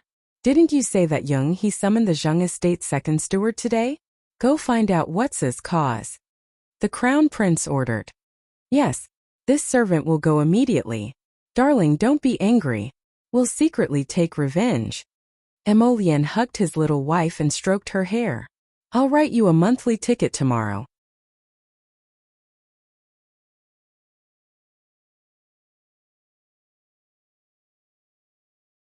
Chapter 624. I've already sent people to send mother and second sister back to the Chao estate. They also suffered a bit of a fright today, so let them rest well. We'll visit them tomorrow, Emolian said as he hugged his little wife. Jojo blamed me for being careless. I didn't send more people to escort them back. Arbor shook her head. How would you know that Jung he is so unscrupulous that she dared to lay a hand on my mother outside Dongshan Gate? With that, she looked up at the man. Emolian, I won't let her off so easily. Emolian hastily nodded and said, all right, go ahead and do whatever you want. Since Royal Father is stopping us from touching her, it's the same as taking revenge in secret. I'll have Xiao Yi find out first, then we'll haggle over this further. Only then did Arbor feel a bit better. She nodded and said, this Her Highness Zheng is truly too much of a bully. If she couldn't help but lay a hand on my mother and sister because of a quarrel between us, then she's too narrow-minded. She thinks that you're like those people in the palace, that she can do whatever she wants to you. That's good too. Give her a lesson she'll never forget. Emolian's lips curled into a sneer as he said, don't let her misunderstand that no one in this world can control her.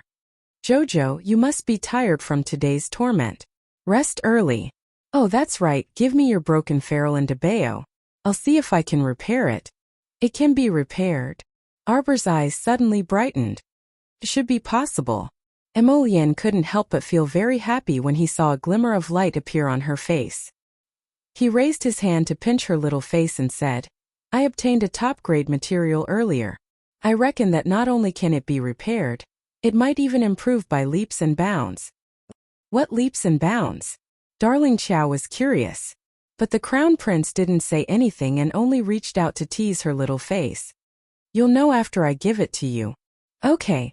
Xiao Mu was in high spirits as she handed the ferrule and big treasure to Emolian. I'm not in a hurry either. Take your time. I know. Emolian's gaze was deep and gentle. Also, can you make me a wooden club? Usually when I meet someone who doesn't have eyes, I'll hit him with a wooden club. That way I won't have to use my ferrule all the time. Xiao Mu suddenly had an idea. The corner of Huifeng's mouth twitched slightly. All right. Sure enough, the Crown Prince agreed without any moral integrity. Do you want to add some thorns to the club? Yes. Add some barbs. It'll definitely feel good to smash it. The little guy's ferocious eyes lit up again. They were as black as two boundless stars. What a strange scene. Huifeng stared at this pair of savage goods in disbelief. They were currently discussing in high spirits how to perfectly forge that club. The little girl was born ferocious, and His Highness had led the little girl astray without knowing it.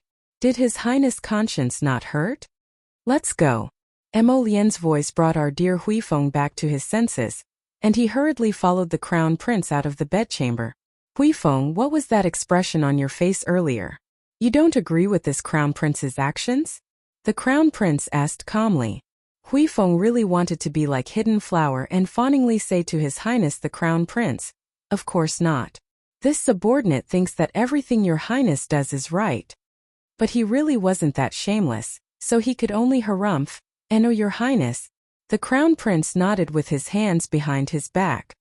That's the best. If you do, I'll immediately send you away.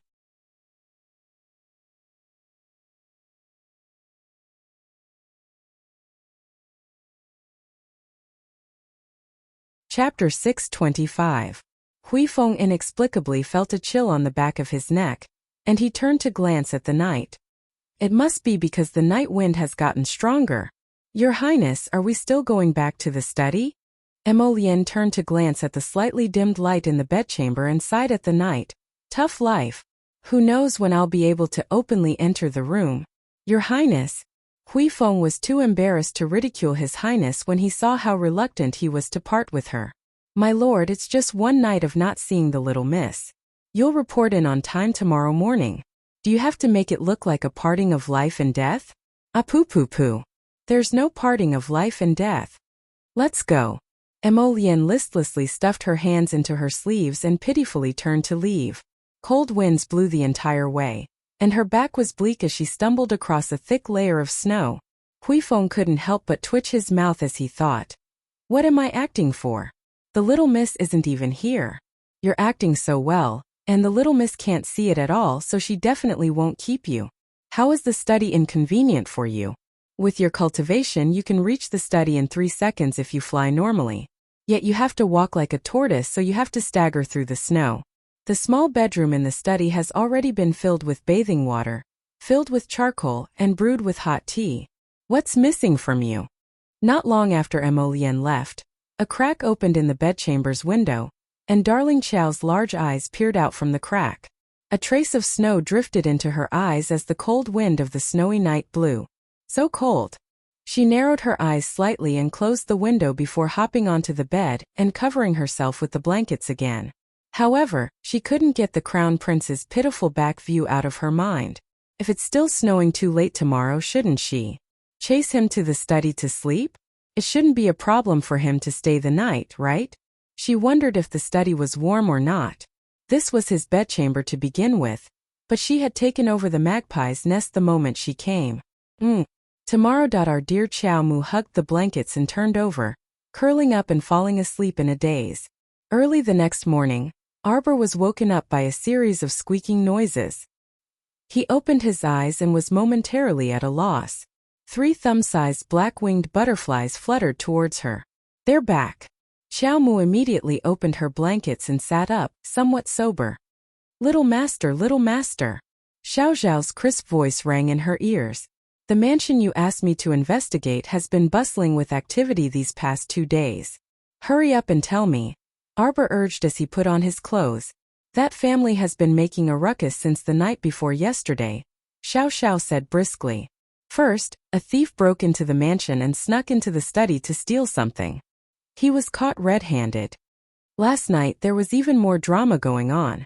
A group of people came to the mansion, saying that they got the news and wanted to catch the big thieves.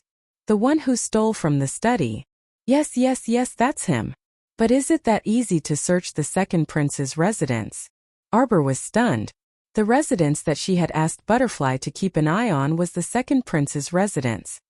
That official who went to investigate was really arrogant.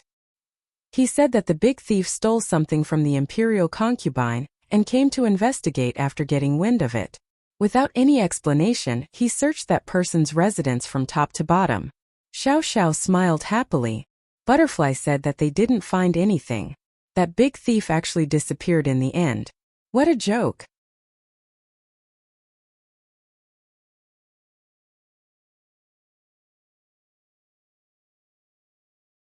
Chapter 626. Arbor's small hand paused in the middle of wiping her face. But she heard that the unlucky second prince had already been detained last night. Xiao Xiao chirped. In that whatever prince's study, they found a large stack of letters. Oh, they even caught someone. As they were speaking, Emolienne walked in. Seeing that Arbor was already up, she couldn't help but walk over with smiling eyes. You're up so early. Why aren't you greeting anyone? It's not like I can't take care of myself, Arbor muttered and finished wiping her small face. Emolienne pulled her over. I'll comb your hair. You know how to? No, I'll learn. Forget it. Don't mess around. Arbor hurriedly wanted to call Xiao Yao, but Emolienne pulled her over to sit on a small round stool in front of the mirror. Jojo, it's snowing heavily outside today, and some roads are closed. Let's wait for the snow to stop before going back tomorrow or the day after. It's snowing heavily? The little fellow tilted her head and looked outside, but she couldn't see clearly through the heavy beads and brocade curtains. He turned her small head back and straightened it in front of the mirror, then he combed her hair twice in a decent manner. It's windy and snowing heavily, so let's not go out. Emolienne casually combed her hair into a homey hairstyle. Looking at it in the mirror, it actually looked quite decent. How is it? The man couldn't help but feel a little smug. Arbor glanced at him from the corner of her eyes. What exactly did you do at the second prince's place yesterday? Is that notorious bandit the day before yesterday related to you? How could I be related to that notorious bandit? Emolienne looked innocent and was even a little indignant when talking about this matter. That notorious bandit is quite famous on Seekong planet. He's called Thief Sage Ding Ting Ding or something. He can steal anything from his target. Arbor couldn't help but twitch her mouth. What Ding Ting Ding? I'm the one who's talking about that. Emolienne simply reached out to hug her and rubbed her head with a grin. It's not Ding Ting Ding. It's Ding Ting Ding. He sat at the table, dipped his finger in the tea, and wrote 3 words. Oh, what did Ding Ting Ding do to make the crown prince so disdainful? Emolienne giggled, hugging her little fellow as she laughed. This Ding Ting Ding almost ruined my plans. I sent someone to put something in second brother's study. Let's write letters. The little guy rolled his eyes. You already know. Emolienne looked down at her. Who knew that Ding Ting Ding had been hiding in second brother's study all this time? Later on, he even deliberately got caught by second brother.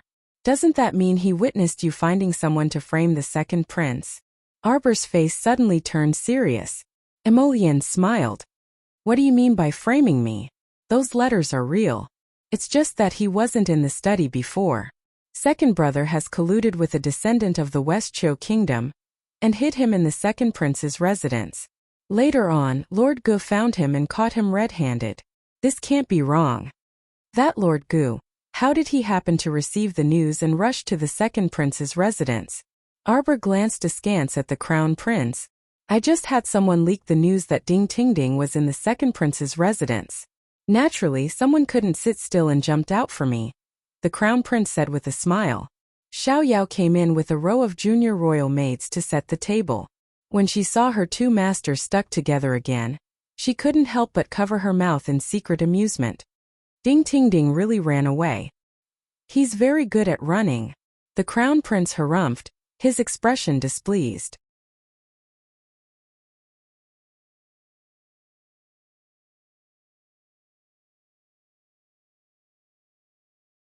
Chapter 627. Lauer, that idiot really thought he could catch him. But now Lauer won't let this Ding Ting Ding go and justified himself in front of royal father, saying that the letters were all Ding Ting Ding's doing. It's just that how could his handwriting be fake? Your father is so muddle-headed, he might actually believe it. Arber pursed her lips in exasperation. The crown prince chuckled and kissed her on the cheek. Good darling, you shouldn't doubt it. My muddle-headed father has a rather accurate grasp of right and wrong when it comes to major issues. Arber was non-committal. The 2 of them held hands as they went to eat. Xiao Yao interrupted from the side and said in an indignant tone, Miss, this servant heard that Consort Zheng fell ill from anger. She was in a daze from her illness, but she kept yelling that her chest hurt because of Mississippi. Arber rolled her eyes and drank 2 mouthfuls of porridge with a spoon. What a senseless trick. Didn't the great king order her to reflect on her mistakes behind closed doors? Why did the news still spread? What kind of closed door is this? What mistakes is she reflecting on? That's right. The crown prince immediately nodded, fully supporting his wife. Someone send more people to heavily guard Consort Zheng's Sephora Flower Palace. If you continue to spread false information, I will hold you responsible. Reflecting on her mistakes behind closed doors is such a light punishment, and it's all thanks to your muddle-headed father for punishing her. Arber became a bit angry again as she spoke. Xiao Yao was already used to her Mrs. tone, but none of the royal maids beside her were used to it. Who would criticize the great king in front of the crown prince like this? The crown princess was truly shockingly bold. However, the crown prince and sister Xiao Yao's expressions were boundlessly calm and unperturbed. It was evident that the crown princess was already used to shooting her mouth off in front of His Highness the Crown Prince. The group of junior royal maids were all people who acted according to the situation. They all silently warned themselves to keep their mouths shut and look down, not daring to say anything. My lord Xiaoyi is back. Huifeng entered to report. Emolienne raised her head and said to the palace maids, You may leave. With the exception of Peony, all of the junior palace maids retreated. Xiao Ye's dark figure appeared at the door like a ghost. He knelt on one knee and bowed. Greetings to the crown prince and crown princess. Get up. The crown prince asked anxiously, beckoning him over. How's the investigation going? Just as your highness expected. Xiao Yi said seriously. The second steward of the Zheng estate wouldn't come to the Three Treasures Palace for no reason. He's here to offer medicine to Consort Zheng. It's said that a merchant family obtained a beautifying pill. Now, the second steward of the Zheng estate should be plotting how to get his hands on it. The Zheng family has always been ruthless. The crown prince frowned. It's just a tiny beautifying pill. He wouldn't go so far as to kill an entire family for it, right? Arbor disdainfully pursed his lips. Hui Feng and Xiao Yi both discreetly glanced at the crown princess, only to feel that the little girl's eyes truly revealed a thick sense of disdain and mockery. That was because she looked down on this beautifying pill, right? It's hard to say, Crown Princess. The Zheng estate's actions have always been ruthless and ruthless, just as your highness said. In order to curry favor with Consort Zheng, they'll do anything, Xiao Yao hastily said. Emolian, I have a way to secretly retaliate against this young he. Arbor's lips curled into a scornful sneer as he hatched a plan. Hui Feng and Xiao Yi couldn't help but feel that it was better if the crown princess didn't smile. This stiff sneer that tugged at the corners of her lips caused chills to run down her spine.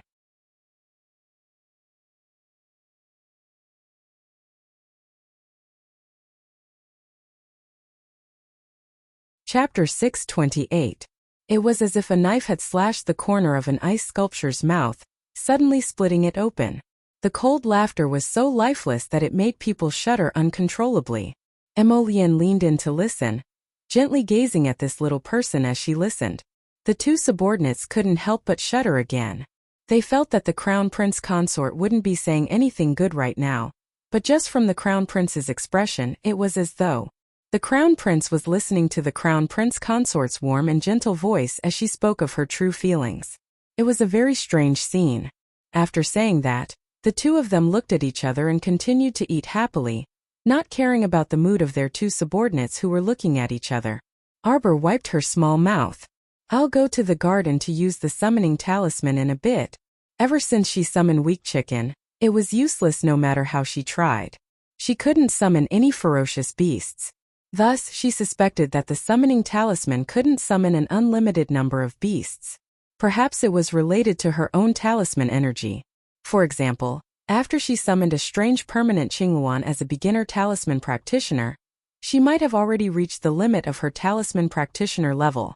Thus, if someone else used the summoning talisman she made and summoned a beast higher than her current intermediate talisman practitioner level, they might not have the chance to summon anything else. Even if she gave that person a bunch of summoning talismans, it would be useless. She used to naively dream of summoning a bunch of beasts and leading them to crush the enemy. Now it looked like it was purely a dream. It's snowing heavily outside, little master, Xiao Yao couldn't help but say. It's fine, it'll only take a while. Arbor shook her head. Although it's snowing heavily outside, the scenery isn't bad. Let's go together after eating, Emolian said with a smile. The two ate breakfast around a small stove in the Eastern Palace's bedchamber. On the other side, Qiao Zhongheng, Su Jiao, and Granny Niu had already holed up in the rundown temple for more than 3 days. This was poles apart from Su Jiao's original plan of Qiao Zhongbang begging and kneeling to invite elderly lady and their family back to the Marquis estate in less than 3 days. It could even be said that Su Jiao couldn't understand why Qiao Zhongbang was so heartless this time. Granny Niu and her family huddled in front of the bonfire. Their tattered jackets couldn't block the wind at all. Other than them, there were a few other families living in the corners of the dilapidated temple. Those families had arrived early and had already occupied the advantageous positions in the dilapidated temple. What was left for Su Jiao and the others was near the dilapidated temple's entrance, and there was even a hole in the ceiling. The cold wind outside whistled, and there was even snow floating above their heads. It was so cold that the group of people were frozen into pitiable dogs. As soon as Su Jiao entered the rundown temple, she made her husband kick up a fuss, wanting to snatch a good place to squat. In the end, there were 2 body refinement disciples from 2 of the clans, and they worked together to beat up Qiao Zhongheng. Instantly, the meddlesome couple cowered and didn't dare to say anything. Granny Niu was flipping a small pot. The soup inside was very clear, with only 2 vegetable leaves floating in it. The porridge was as thin as water. Even so, the group of people around her were still swallowing their saliva and staring at her with stars in their eyes. Didn't you say that your uncle would come to pick up that old woman in 2 days? Why was there no sound at all? Did you leak the news of this old woman being here to the Marquis estate's people or not? Granny Niu cast a sidelong glance at elderly Lady Qiao, who was lying on the side, and grinned disdainfully. How could I not? Su Jiao was also so anxious that a string of bubbles formed at the corner of her mouth. Granny Niu humphed. Honestly speaking, if it weren't for her coveting the Marquis estate's glory and wealth and wanting to establish a relationship with the Marquis estate through Su Jiao, she wouldn't be willing to share her food with them.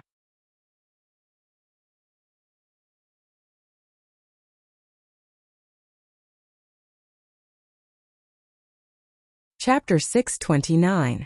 The porridge with 2 vegetable leaves floating in the small pot began to boil. Pairs of eyes stared fixedly and impatiently. When Granny Nyo took the small pot down from the firewood rack, eldest brother Wei and his wife, as well as their son, had already impatiently rushed up to scoop the porridge. When it was Chao Zhongheng's family of 3's turn, there really was only a mouthful of soup left, and it was unknown whose stomach it could fill. The couple could only reluctantly let their precious son eat. "Mom, I'm about to starve to death." Xiao Long drank a mouthful of soup and felt his stomach rumble. Rubbing his starving stomach, Xiao Long recalled the various pastries that were placed on the table when he barged into the Marquis' estate. He regretted that he didn't rush up to grab a few pieces to fill his stomach before arguing with them. "Sai, when your father finds a job as a guard, he'll have food to eat. He wouldn't be able to take it if he continued to starve." It looked like he could only fill his stomach with dirt first. Elderly Lady Chao lay on the ground covered with withered grass and groaned. Su Jiao shot her a glance and simply couldn't vent her anger. This damn old hag truly had a precious life. These past few days she had been ordering her around all day, and she had to serve her food, drink and poop. She was simply an old good-for-nothing. After all, elderly lady had enjoyed several years of peace and quiet, so how could she endure this kind of hardship? On the first night of arriving at the rundown temple, she started coughing because she caught a cold from the wind. Her illness didn't seem to improve these past 2 days, and she kept mumbling about returning to the Marquis' estate in a daze, which annoyed Su Jiao. While she was unconscious, Su Jiao still had to serve her poop, which disgusted Su Jiao to no end. However, if they left her alone and allowed her to poop on herself, the one who would stink would still be themselves. Su Jiao thought of a good idea. In any case, there wasn't enough food, so they wouldn't give her food or water. It wouldn't be so troublesome if she ate and drank less. As a result, elderly lady only drank 2 mouthfuls of thin soup these past few days, so she was already somewhat delirious from her illness. "Your mother-in-law won't die from her illness, right?" Granny Nyo was very disdainful of Wang Nei's behavior. If she didn't have a precious life, then she shouldn't pretend to be an old madam from a noble family. They came from a similar village. That day, when Granny Nyo saw Wang Shi wearing gold and silver and being raised to a healthy appearance, she felt sullen in her heart. However, after being exposed to the wind and rain for the past 3 days, Wang Shi had lost a lot of weight. She had also become much darker. She looked a bit like an old lady from the countryside. Su Jiao had sold off all the valuable items she had on her, including that leather jacket that could ward off the cold, in exchange for food. It was also because she didn't have a cotton-padded jacket to protect her from the cold that the old lady's precious body was blown away by the cold wind on the first day. How could that be? "Auntie Nyo, don't worry. I'll find someone to go to the Marquis' estate and cry. Just say that the Marquis' master's mother is about to die of starvation or illness in the ruined temple. Let's see what my uncle is going to do. He still dares to not come and take me back. So, Auntie Nyo, I'll have to trouble you to lend me some food." Old woman Nyo tightly clutched the bag of grain as she looked at Su Jiao with a guarded gaze.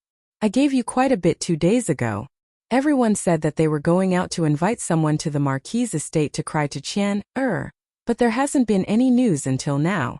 I think that your uncle is most likely a black-hearted person. If he wasn't black-hearted, how could he possibly drive his mother out of the estate? Your eldest branch wouldn't have come to take you back." Auntie Nyo, that's because I entrusted the wrong person before. This time I guarantee that I'll entrust an honest person to go to my uncle's place and cry for an entire day." Granny Nyo was skeptical. She grabbed a small pinch of millet between her fingers and reluctantly placed it into Su Jiao's open pouch.